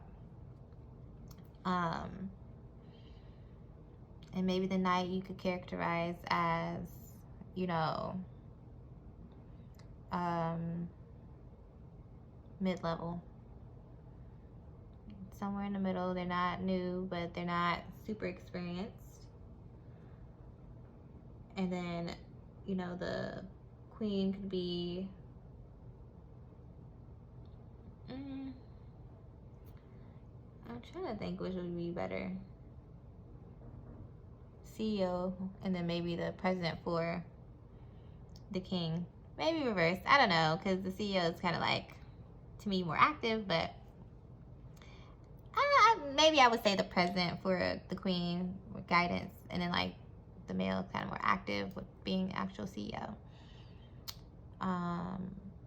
Anywho, that might not have been the best way to do it, but all that to say, the page knows the least. The page is the beginner, but you're beginning in something new, something that feels good to you, something that you feel that drive, like you're excited. There's that sense of excitement. You want to do it. You want to get out there and go. You know, you could have been, maybe you used to feel like that in your career path before, but over the years it's waned. You know, maybe you thought you liked it. Maybe you did like it, but as you kept going, maybe it got old, or maybe people change, interests change, and there's nothing wrong with that. Change is constant. Change is a part of life, and when you embrace change, you can go with the flow. You're not resisting, you're allowing. And so this is just like ushering in just these new feelings, this new ambition, this new direction that you're going in. That's what's coming to your career life in March. And how do you act on it? The Six of Cups. So 6 is like harmonious. It's stable. The 6 can also do, like, if you're thinking astrologically, the 6th house is about work. It's about work. Like daily work, your job, routines. Also, it could deal with your health as well. But I would say in this context, it's more about your work life. And you see these children here. So I kind of see a couple different interpretations. You could be doing something that you have actually wanted to do since childhood, because it's also, you know, a nostalgic type of card. So you might be going and exploring something that maybe when you were younger, there was something you really wanted to do. Okay, let's keep going with this. So you were a marketing executive, but what you really loved to do was paint. You love art. You love to create things. It's also a card of creation. You love to create things, to express your passions.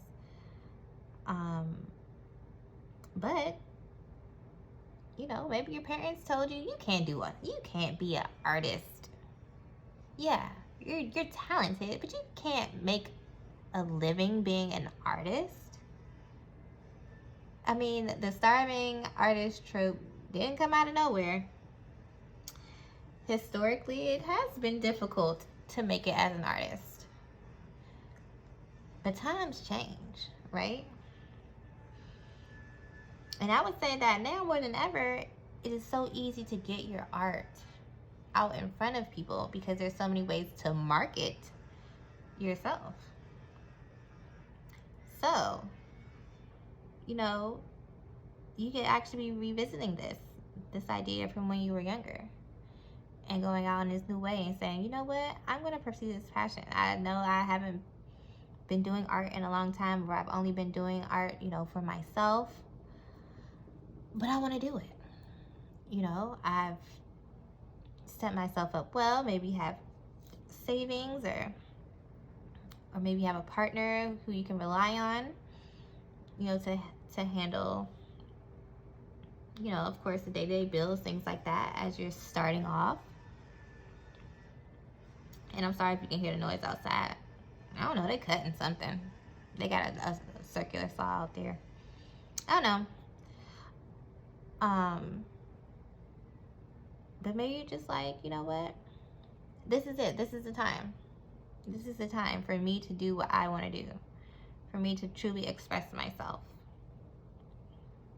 And to ignore the opinions of other people who say that this is a wild idea to leave to quit your high-paid 6-figure job to become an artist, and you don't even have a following. You know, to follow your childhood dreams, to go off on this adventure into the unknown. You know, it's dark. She's doing this in the night. It's representative of the unknown, going into the darkness. But you know what?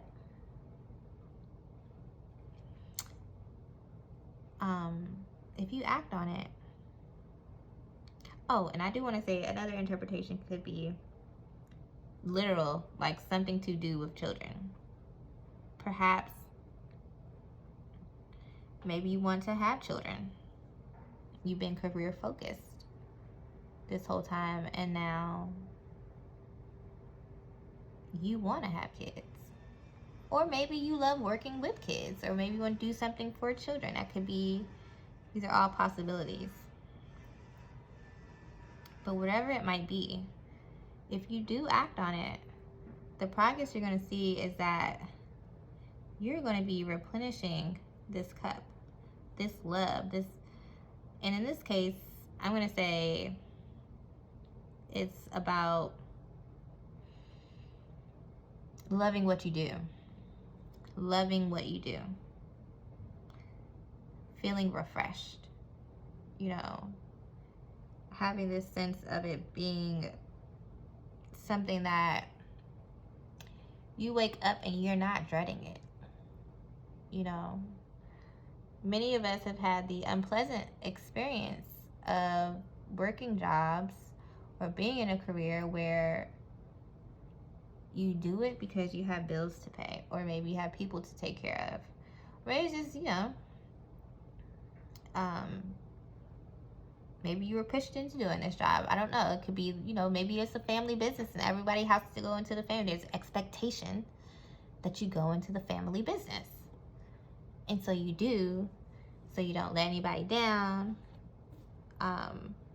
Or what will they think? What will people think about? What will my family think about me if I don't do this, if I don't go down this path? You can't take it personally. You can't let that affect what you do. You can't let that affect your life. You gotta get out there. Do the things that you want to do.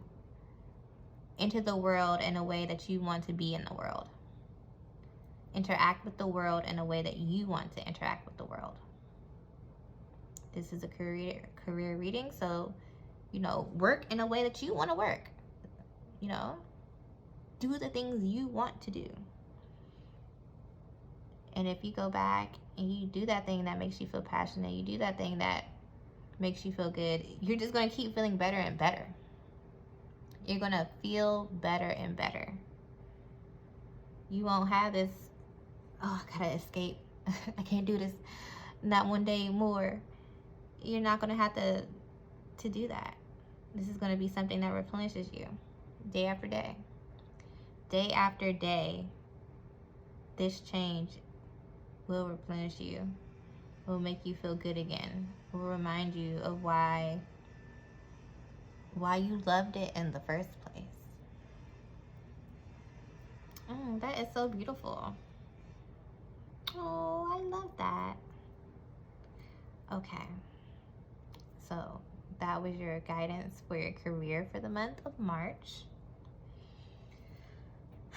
Let's get into this love life, y'all. Let's get into the love life. I know y'all been waiting on that. You know, love readings are extremely popular because we all, oh, why I put that one away? Let me put that back. We all want the same things, right? Everybody wants to love and be loved. Not necessarily romantic. It could be platonic. It could be even from your pets, your animals, whatever. But people innately give off love. Think of babies. They just radiate love. They don't know how to do anything but love, right? To give and receive love. So let's get into it. What is our message for my Amethyst group? What is the overall energy coming into their love life?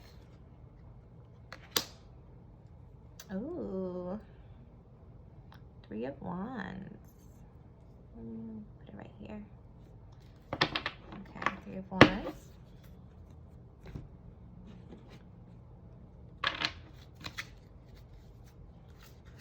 And how should they act on this 3 of Wands energy that's coming in March in their love life?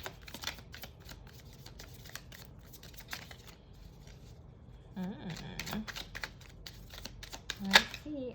Oh. Look at Jody's head again. Is it the same position? It is. That's the same position because it's the same. Oh my goodness. I don't believe in coincidence, y'all. I used to. That things just happen to happen. Like, oh, look at that. I don't know. I think they happen because there was a reason. Okay.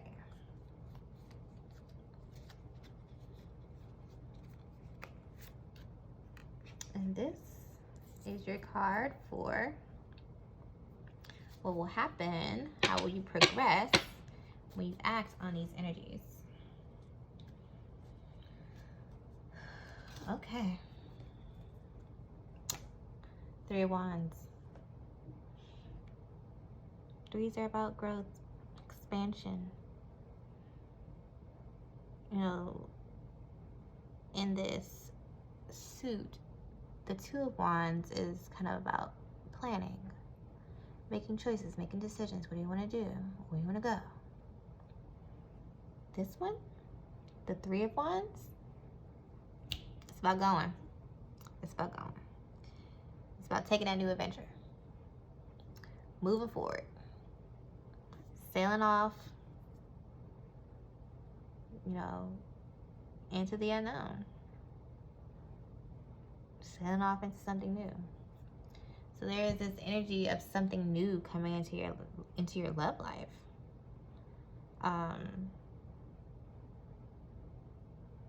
Yeah, there's something new on the horizon coming towards you. Or maybe you're going towards it. Could be one or the other. It's an interesting card to get for a love life, I think.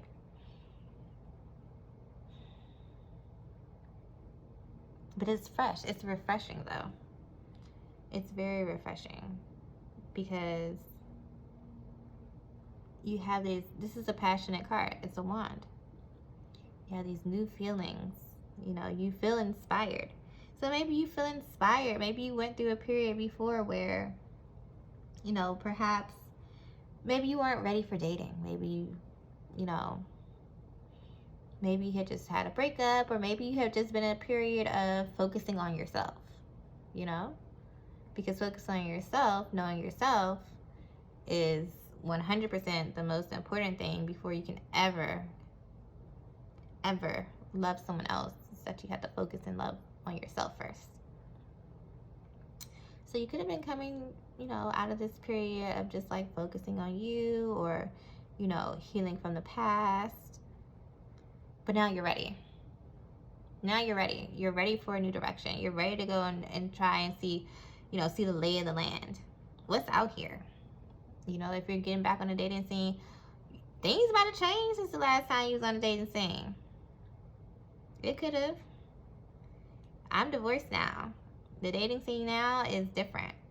You know, I've been in a relationship for like almost 10 years. So obviously, things would be different from back before when I was dating. And now, you know, the dating world is completely different. And so this could be the same thing for you. You know, it could have been a while since you've dated. And especially if you're using new technologies like, you know, online dating, or especially, you know, the situation that's going on now in the world. We have COVID, so maybe you don't feel comfortable, you know, going out the way that you used to. Or just even that, you know, it's different. It's different. Even if you do go out, you know, people may not be mingling with people they don't know, you know. Or maybe everyone has to wear a mask indoors. I mean, I know that masking stuff is relaxing now, but, you know, you may still live in an area, or maybe just the people around, they still want to wear their masks.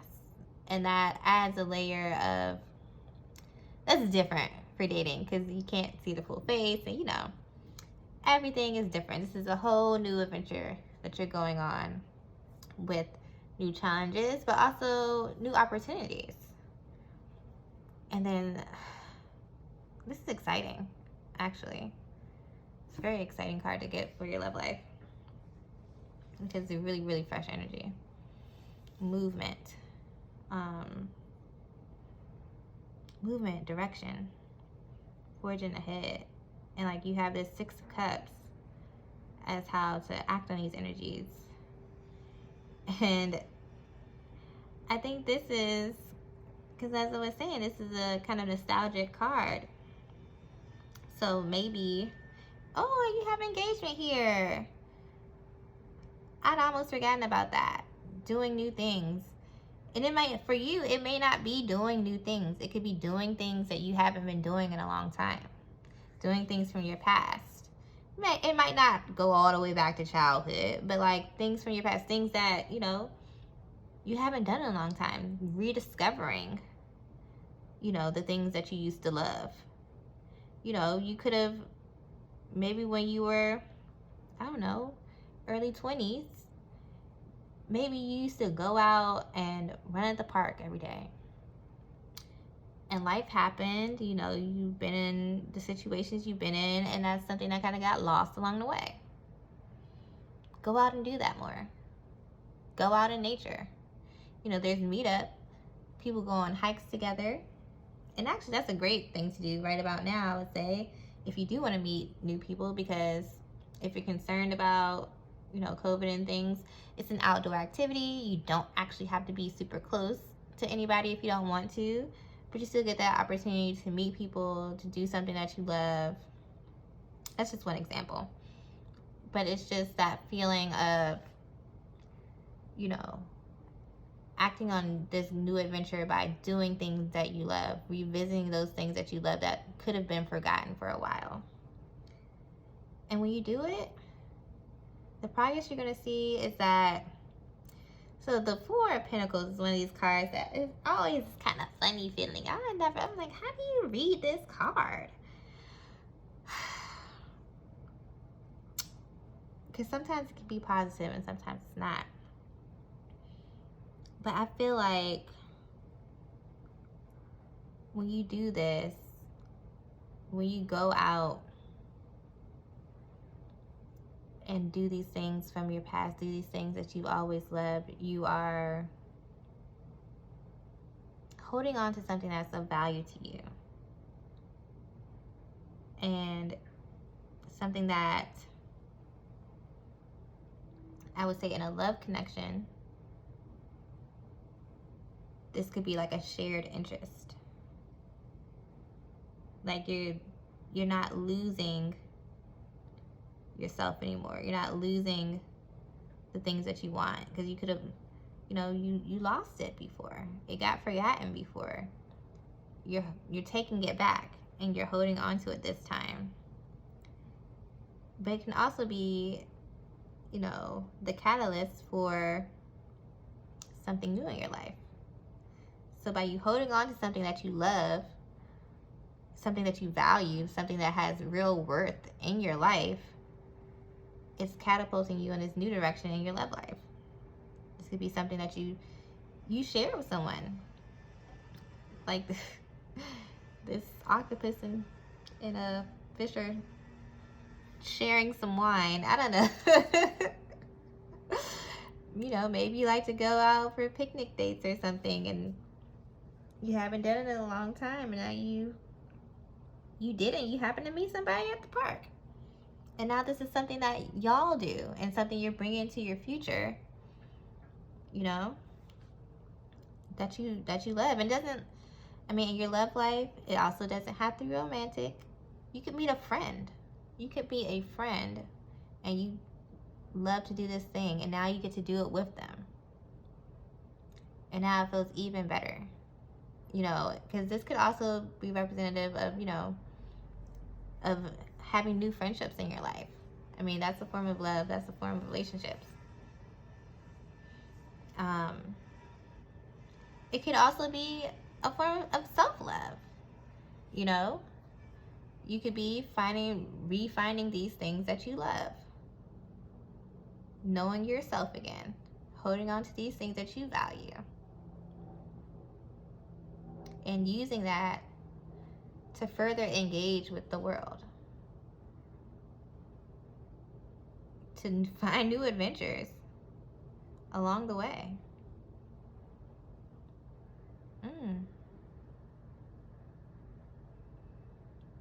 Wow. I can't, like, I'm trying to think of how to even describe this, like, energy that I'm feeling from the cards. It's just like this, it's like this low-key excitement to get back to doing what you love. I don't know. It's interesting. But this is all that I'm seeing for your love life. And we have been at it for a little while now, and I thank you for sticking with me and, you know, for taking in all of these different messages for the month of March.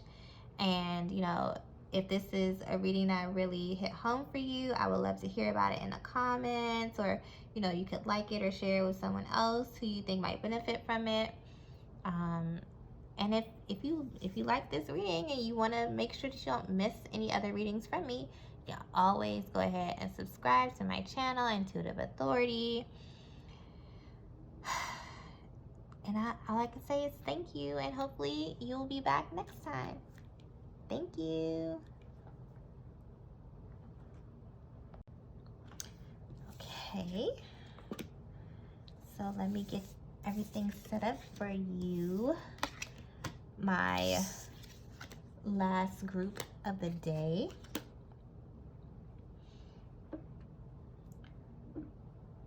Y'all are my orange calcite folks. Oh, I love it. It literally makes me think of like a orange slice. I love it. I absolutely love it.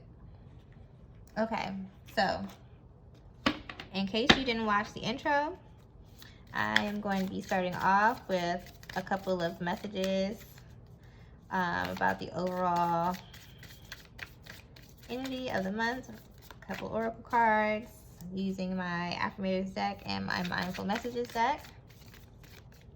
I did not pre-shuffle anything. I don't have no pile set out.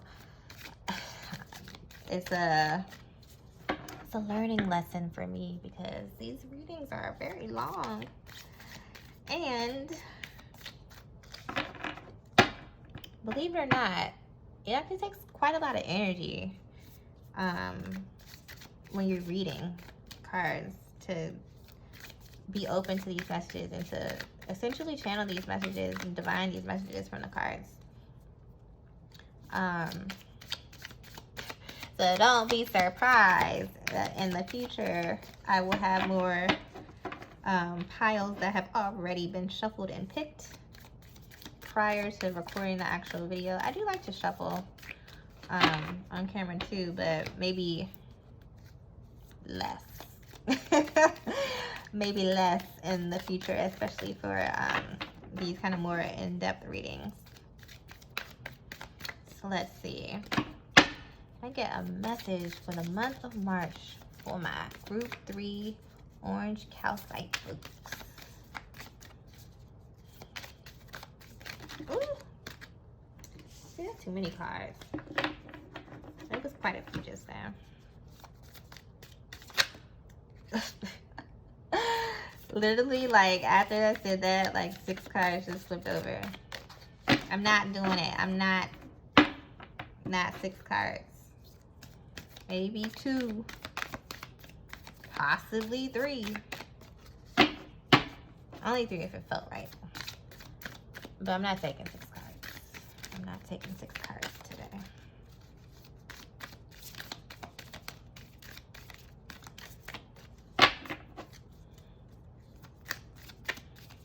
Let's see. Oh, your message is not trying to come out, is it? Well, you know what? It's going to have to. Because I'm going to sit here and I'm going to keep shuffling until the message reveals itself. And it always does eventually. It always does eventually. But you're just going to have to bear with me. This is part of the process, especially when you shuffle live. Oh, there we go. Okay. Friendliness. It's a nice card to get. Friendliness. And that's, ooh, all right, well,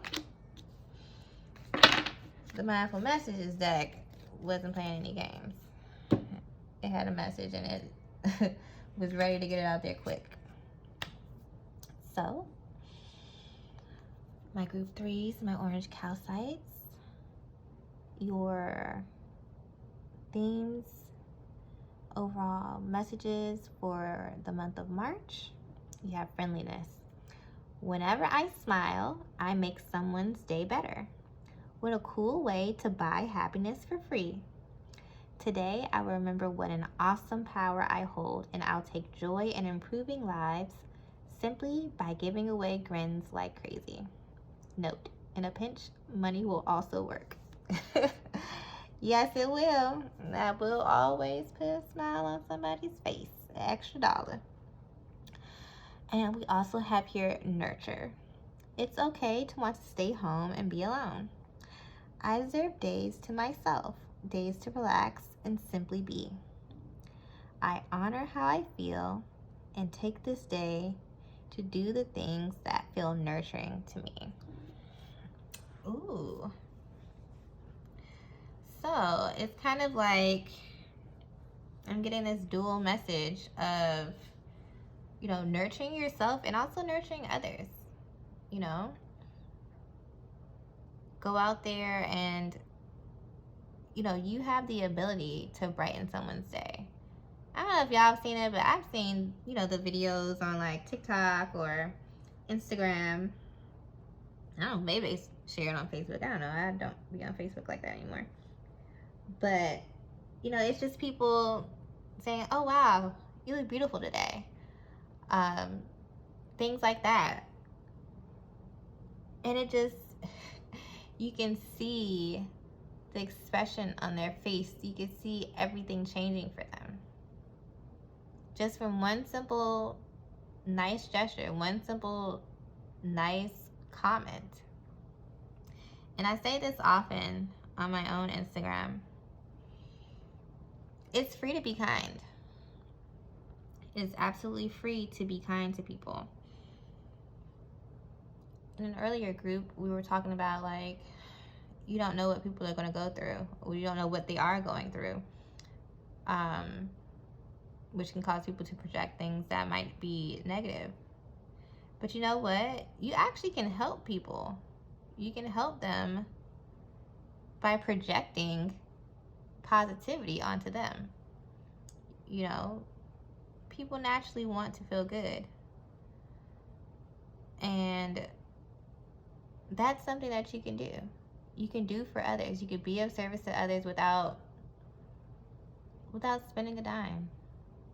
With barely using any energy, honestly. But you still have to be mindful of your own energy. You know, if you're going out here every day and you're always thinking of other people and being of service to other people, it can be very, very easy. Very, very easy to forget about yourself. To forget about your own needs. And that will often happen with people who are deeply into their service to others. You know, they forget to recharge. They forget to rest. You know, they forget to do the things that are best for them. Or it could be the trapping of the thought that you always have to be doing stuff. And that you're not being productive if you're not doing things. I could be out here helping people. I could be out here doing this. I could be out here doing that. Yeah, you could. But you could also be at home taking care of yourself. And that is as worthy an endeavor as anything else. How can you help other people when you're run down and burned out? You can't. You have to be your best self to be able to give out the best to other people. That's just how it works, you know? And you can fake it for a while, but it's going to add up. If you're not really taking care of yourself and you keep pouring out from yourself, keep pouring from your cup, but you're not refilling it, what's going to happen? You're just going to run out. You are just going to run out. There's not going to be nothing else left for you to give. Because you're giving it all back out to other people, but you haven't given it back to yourself. So, like, it's important. It's important to take care of yourself. This month, do not forget about yourself. You can be of service to others. You can make sure that you're brightening their day. You can be kind. But what you give out in kindness to others is the same type of kindness you need to reflect back on yourself. You need to reflect that back on yourself. That's the message that we all really, really, really need to embrace. Especially in American society where you get a lot of messages to work, endlessly work. Whether that's for somebody else or for yourself. Grind, you know. You got to get out there and grind. You got to do this. You got to do that. You know, you got to rise through the corporate ladder. You got to work your way up. You got to, you know, bootstrap energy. It's a lot of pressure from society to act in a very robotic way. Robots can keep going. I'm showing my age, but the Energizer Bunny, it just keep going and going, right? We are not Energizer Bunnies. We are not robots. We are human beings. Human beings. Sometimes we just need to be. We don't always have to do. Doing is nice, doing is important, but so is being. So please, keep that at the forefront of your mind this month, okay? Being is enough. Being is enough. So if you did not see the intro, we're gonna take this in a 3-part way. We're gonna slice it up. We're gonna look at personal growth. Then we're gonna look at your career. Then we're gonna look at your love life. So let's just jump right on into it, and let's get started with the overall energy that is coming into your personal growth area of your life. So this is also split into 3. So we're gonna get this card, and then we're gonna clarify this overall energy that's coming in with how to act on the energies. And we're gonna look at that with my reflective tarot. And then we're also gonna look at how you will progress in this area of your life when you act on the energies. We're gonna look at that with the African American Tarot. And this is my Modern Witch deck. And let's see what is gonna come out. What energies are coming to your personal growth? Coming to support your personal growth in this month of March. And I'm telling you, pre-shuffling is in the future. I don't need the cards to tell me that. Oh no. Okay. 8 of Wands. Let's see this other one. Oh, I done lost one of them. And flew underneath the stuff. Okay. Okay. Bear with me now. Any cards just shot out. Shot out. Okay. 8 of Wands. And let's see. Let's clarify that and say, how to act on this 8 of Wands energy. 8 of Wands is always it's an energy that I like. It's an energy that I really enjoy. Okay. Let's see.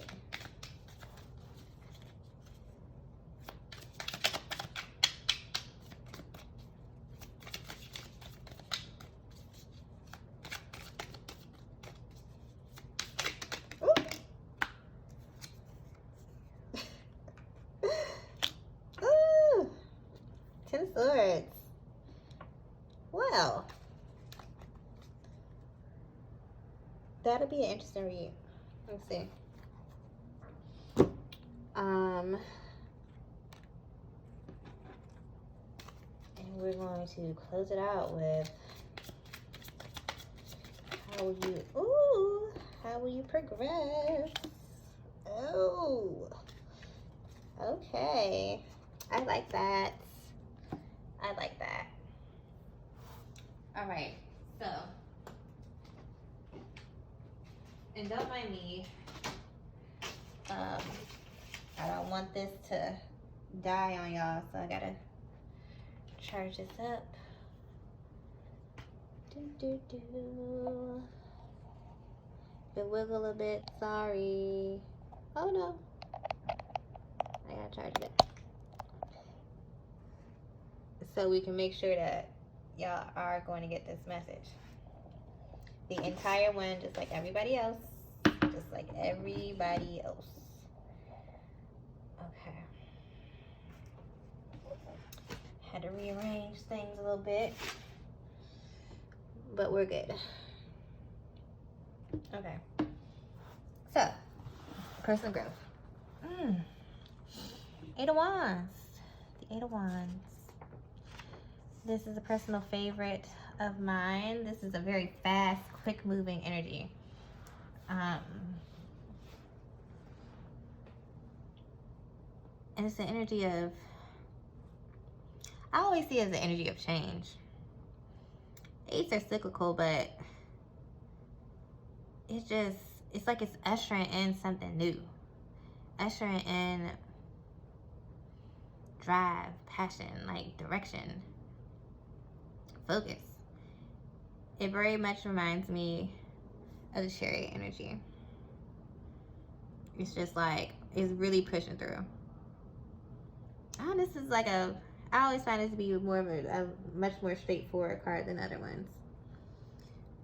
So there's going to be a lot of action in your personal growth, a lot of growth in your area of personal growth. And it's going to be quick. It's not slow moving. The wands are one of the faster suits of the tarot. Air being fastest, but fire very, very close behind it. So expect to see a lot of growth this month. How do you act on this energy? Ten of Swords, Ten of Swords, and Swords. Got this in a different group too. A couple of times.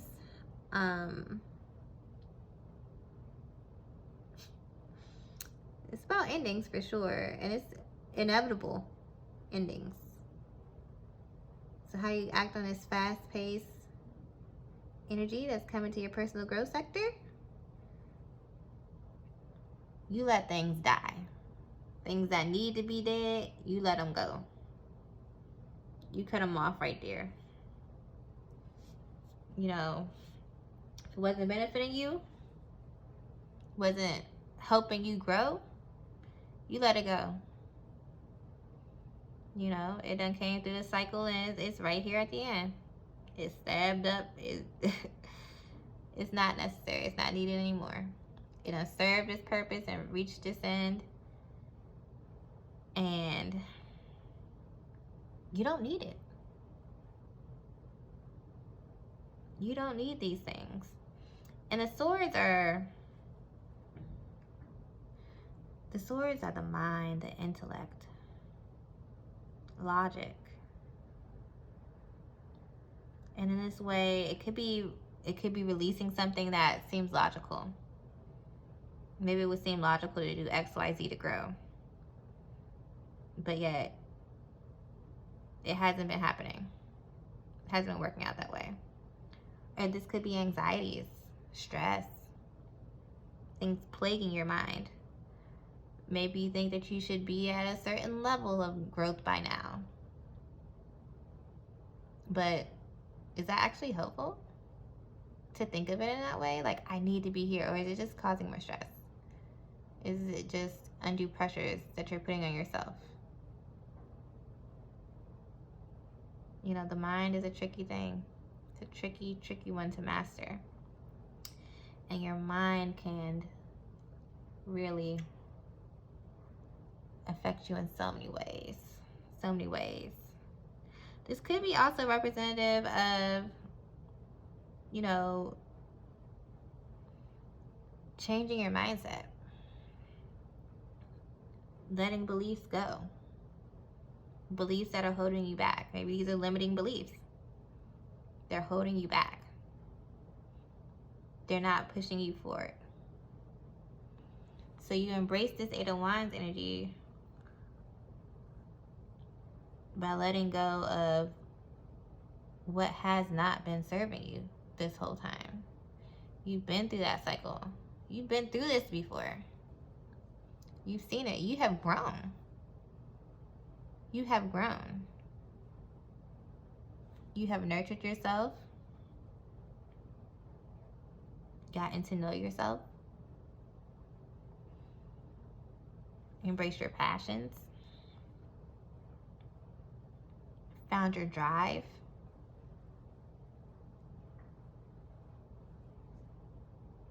But sometimes to go faster, you have to lighten the load. Gotta leave things where they are. Make peace with them and say goodbye. And the progress you're gonna make, the High Priestess. Oh, this is a wonderful card to get for your personal growth. so connected with the divine, whether you want to call it the universe, God, source, spirit, the unknown, whatever you want to call it. You're in tune with it now. You are in tune with it now. And it's funny because it's like, actually it looks like a progression, because 8, 10, I know this is a 2, but it looks like an 11 on this card. And 11 is a master number, which is also about like inspiration and being connected intuitively. And in your personal growth, you're going to be embodying this high priestess energy. She has a wealth of knowledge, and it does not come from studying. It is not logical. It comes from the unknown. It comes from the darkness. It comes from knowing when to receive energy, receive messages, discern messages from all that is around you, from all that is unseen. The ability to know. Just to know. That happens to me. I just know things without knowing why. Because I have worked on getting in tune with my intuition. And that seems like that is exactly where you're headed right now. If you're able to let go of these, limiting beliefs, or, this stronghold of being super logical about how you do things, or things have to be in a linear way or something like that, let it go. Let that die off. And get to this new level. This higher level. Much higher level.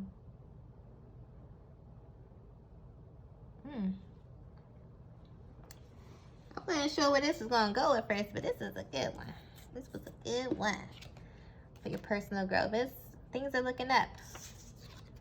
Your personal growth in the month of March. So I didn't say it, but I can't keep these cards out. I do not have enough real estate down here. I'm sorry. I'll have to get a new setup. But hey, take a picture. You can always go back. You can always go back. Oh. So we're moving into your career, and your overall energy coming in just fell on the floor. We were just in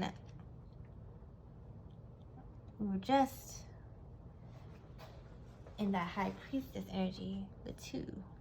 Now we have the Empress coming in, the other half of the divine feminine, in my opinion.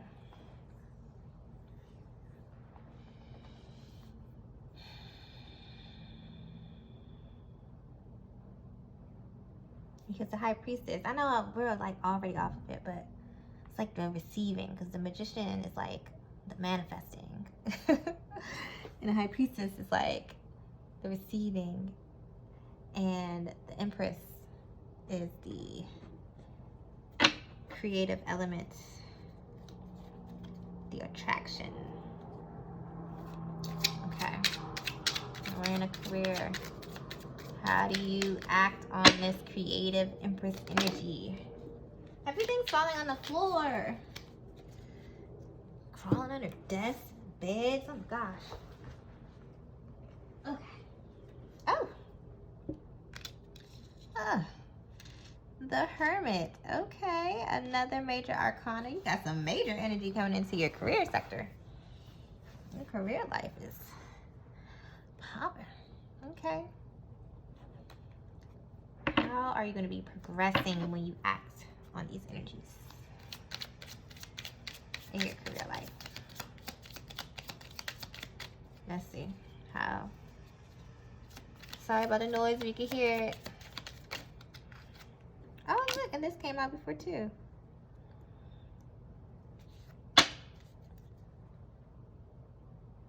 And it might have came out in the career one too. I can't remember. I didn't see a lot of cards at this point. I see a lot of cards at this point in the reading. Okay, career. So, as I was saying before, you have the Empress coming in, and this is a very good energy to have in your career. She knows what she wants, and she gets what she wants, because she creates it. She creates opportunity. She creates abundance. Anything she wants. You see this? She lives in a fertile world where she can make it appear. And with little effort at that. It comes to her. This is divine feminine energy. Receptive energy. Attractive energy. So you may be attracting a lot of career opportunities in this month. You know, you might not even be out here seeking them. You might be just, you know, plugging away at work. And maybe a recruiter, you know, reaches out to you through LinkedIn. Or, you know, maybe somebody at work says, oh yeah, you know, they posted a new position. I think you'd be great for it. Have you seen it yet? And this whole time, I mean, maybe you weren't looking, but maybe you had been thinking like, oh, it'd be nice to have a little more money, or, you know, it'd be nice to have more experience in this area or that area. Or like, oh, you know, maybe you had even been thinking like, you know, I've been in this job title for X amount of years. You know, I wonder what might be next. I wonder what I might want to do. And these opportunities are coming to you. They're just showing up. Literally there for the picking. Or this could be a new creative project. You could be birthing a new project into your life. This could be something that you have been wanting to do. And now here is an optimal moment for it. Because the Empress is in number 3. It's growth and expansion. Number 3 has been up and throughout these readings. Oh yeah, this is the third group too.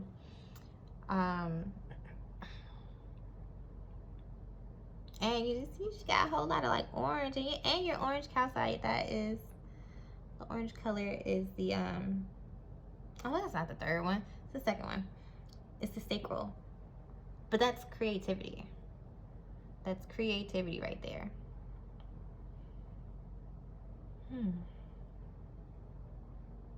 Wow. It's a lot of opportunity. It's just how you want to take the opportunity. You want to create something new, go into something else related to what you've been doing, but it be new.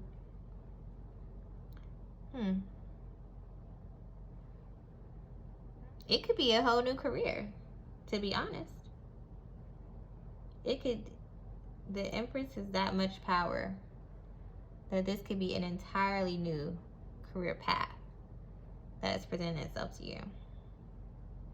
Not just a promotion, or not, you know, a branching off of something you're already doing. Because maybe I used a marketing example earlier, but like, you know, there's a difference between, you know, you're in a job and you want to progress as a marketer, and maybe you want to become the VP of marketing, or maybe you want to go off on your own and start consulting because you're a marketing expert. Or, like I used before, maybe you don't want to do no marketing anymore, period. You don't want to do it no more. You done did it, been there, done it, and you want to go off and do something. You want to do art. You want to be an artist, which you always love to do, and now you want to do it. Opportunities abound this month. So please take advantage How you going to act on it? How you going to take advantage of this energy? The Hermit. Which, this is a, I don't want to call it a funny card to get, but I see it as, because the Hermit, like, goes within. The Hermit can be quite the spiritual card. The Hermit wants to know, and it does so by, I don't want to say isolating, but I can't think of a better word right now. By taking the time for themselves. Let me say that. They take the time to themselves. No outside influence. Not someone saying, you know, so I had to sip my drink. I understand when people be, I had to take a sip of water. I see it. I understand it. I need some water. I've been talking for a while. My throat gonna be kind of scratchy later. I can already understand it. And ooh, yeah. Yeah, I need that. But this is, you know, you have to act on this. You have to decide on what you want to go after, what you want to do yourself. This is not a decision that needs to be made in coordination with anybody else. Take this time to yourself and you decide what path you want to take. You decide how you want to grow and expand. You decide what you want to create in your career life. This is not a co-creative process. Not this time. This is on you. So you find that space where you can really go deep within yourself and say, okay, what do I want to do? Do I like the path that I'm on? Do I want to progress in it? Do I want to do an offshoot of what I've been doing? Do what I'm doing but in a new way? Or just do I want to do something completely different? And any of these options or something else there's nothing wrong with any of them. But you're the one who's going to have to decide which one is going to be best for you. You're the one who's going to have to do that. Nobody else. Pick the way that's going to nurture you. It's going to be better for you to, I don't know, if you were working, you know, just keeping with this marketing example. Maybe it's really stressful, you know, working at your current company. But, you know, you still want to advance.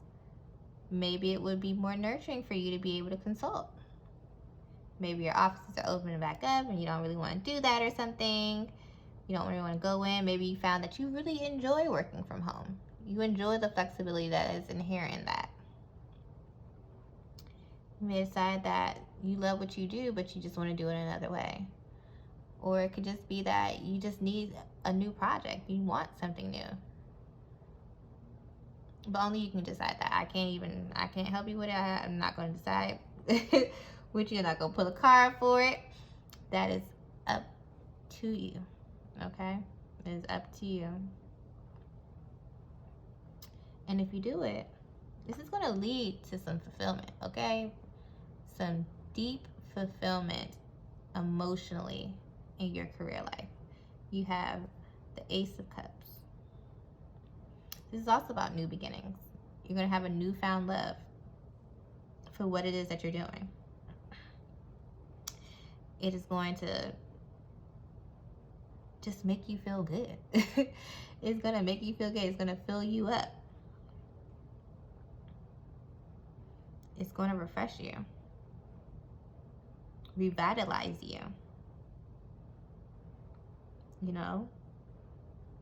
This love for something new and a new pathway, or this love for something different that you're doing. This could also be representative of a new feeling of creativity. It could be sparking more creativity. This is another form of creativity, is the water. You know, the inspiration, receiving of inspiration, because the water is a feminine element. So receiving inspiration from what it is that you're doing and embodying that feeling of loving what you do. Loving what you do. This is a very supportive reading for your career. A lot of fresh energy and focusing on yourself. Focus on yourself, actually. Like, what makes you feel good? So, we're going to get into the love reading. And let's see. What is the energy that is coming in for you in your love life in March? Ooh, and I've been talking about this card and talking about this card, and here it is, finally, the Chariot. I love this card. I always found it odd that it's connected with Cancer, because I don't really see why, but I mean, I see why, how they did it with the, but anywho, this is a very good card. And we're going to clarify. For a second, I was like, wait, which card is that? And clarify it. See how to use this Chariot energy. And this is energy that you should be using. There's a lot of energy, too. Let's see, how should you act on this energy, this Chariot energy coming into your love life. And your love life does not necessarily have to be romantic love. It could be platonic. Could be self-love. Queen of Wands. What? Okay.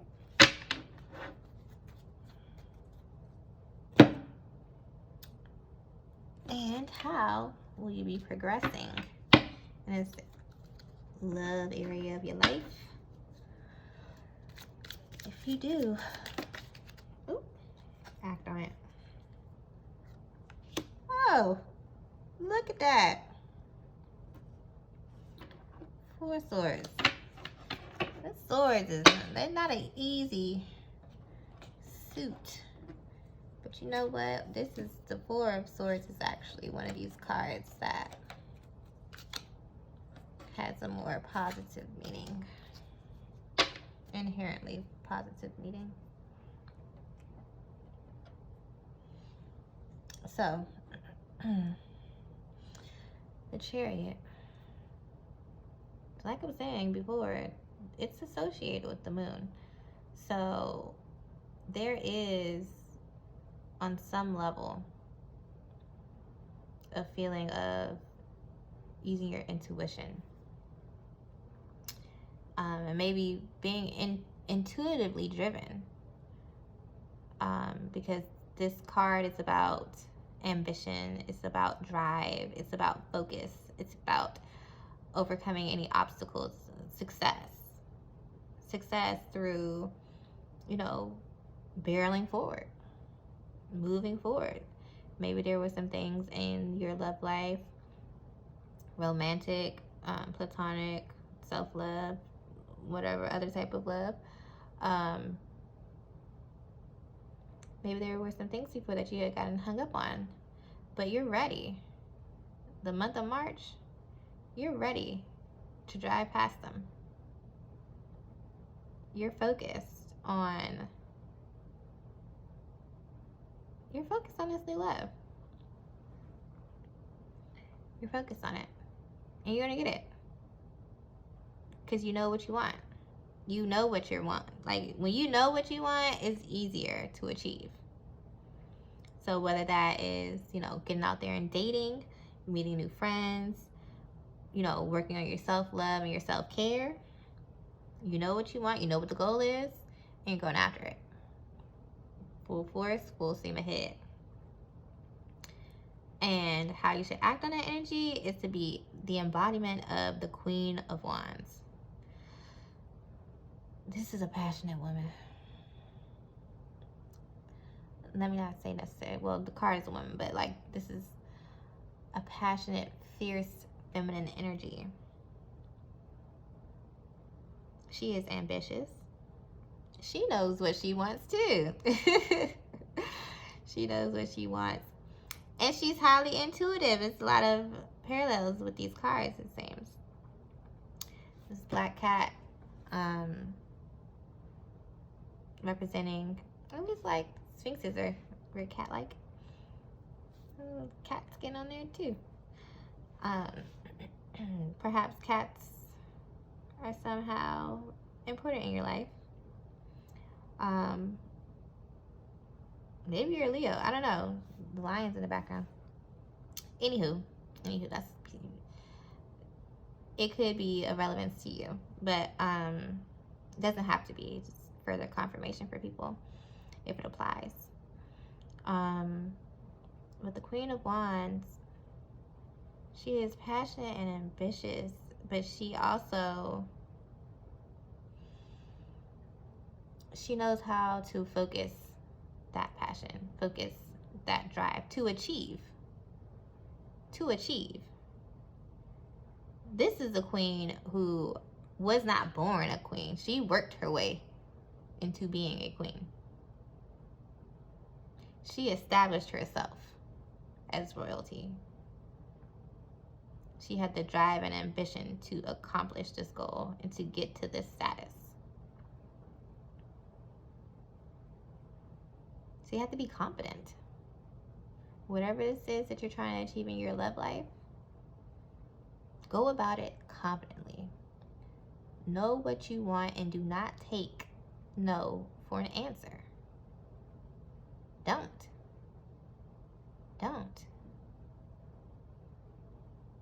Know that you're going to achieve it. Know that if you want more friends, you will find like-minded friends. Know that if you're looking for a relationship, you will have the drive, determination, and discernment, the intuitive discernment to engage with worthy partners, worthy potential partners. If your aim is self-love and self-care, do those things that you love, that make you feel good, that nurture you. Okay? You know what those things are. And if someone's trying to stand in your way of it, don't let them stop you. They can't stop you, actually. They cannot. And you know what? How you're going to progress through this? The Four of Swords, as I was saying, by far one of the easier sword cards. This is a card which really is reflective of this nurture. It's about rest, relaxation, grounding. And you're gonna feel this new sense of knowing yourself, knowing what you want, knowing how to get what you want without the stress, without the overworking yourself or trying too hard, because you're gonna know how to treat yourself. You're gonna know how to do this, how to go after you want while still nurturing yourself, while still caring for yourself. And if your love life had been giving you, maybe it had been causing you anxieties in some ways, you'll be alleviating that. You'll be alleviating that in the month of March. This is going to be a much easier time for you in regards to all facets of love. As long as you know what you want and you go for it. And you take care of yourself. And it could be you know, maybe you're making these connections through your friendliness. You know, just by being out in the world and giving off this radiant energy. You see, there's a lot of yellow. That's the solar plexus. That's also 3, the 3rd chakra. Ambitious, optimistic, joyful. Approaching your love life, joy and optimism.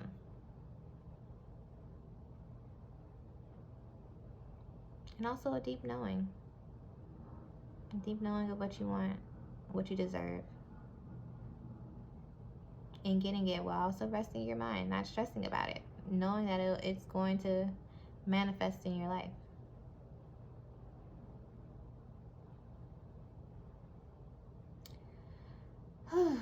Okay, now. I was just sitting there thinking, trying to receive, see if there was any other last messages that were coming through, but I think that is it. And I want to thank you so much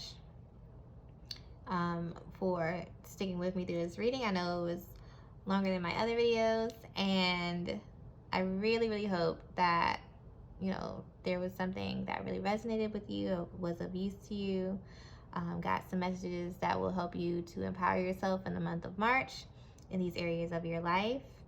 And, you know, if you enjoyed this, you know, please feel free to tell me about it. Tell me why you enjoyed it. Tell me how it's applicable to your life in the comments. You could share it with somebody who may also find it useful for them. You know, you could like the video. And if, you know, if you really, really liked it and you also want to make sure you don't miss any future videos from me, you can always go ahead and subscribe to my YouTube. You can find me here at Intuitive Authority. And I just really want to thank you for just staying with me and engaging with this video and engaging with my messages. And I really appreciate it. And I hope that you will be back very soon. Thank you. Bye.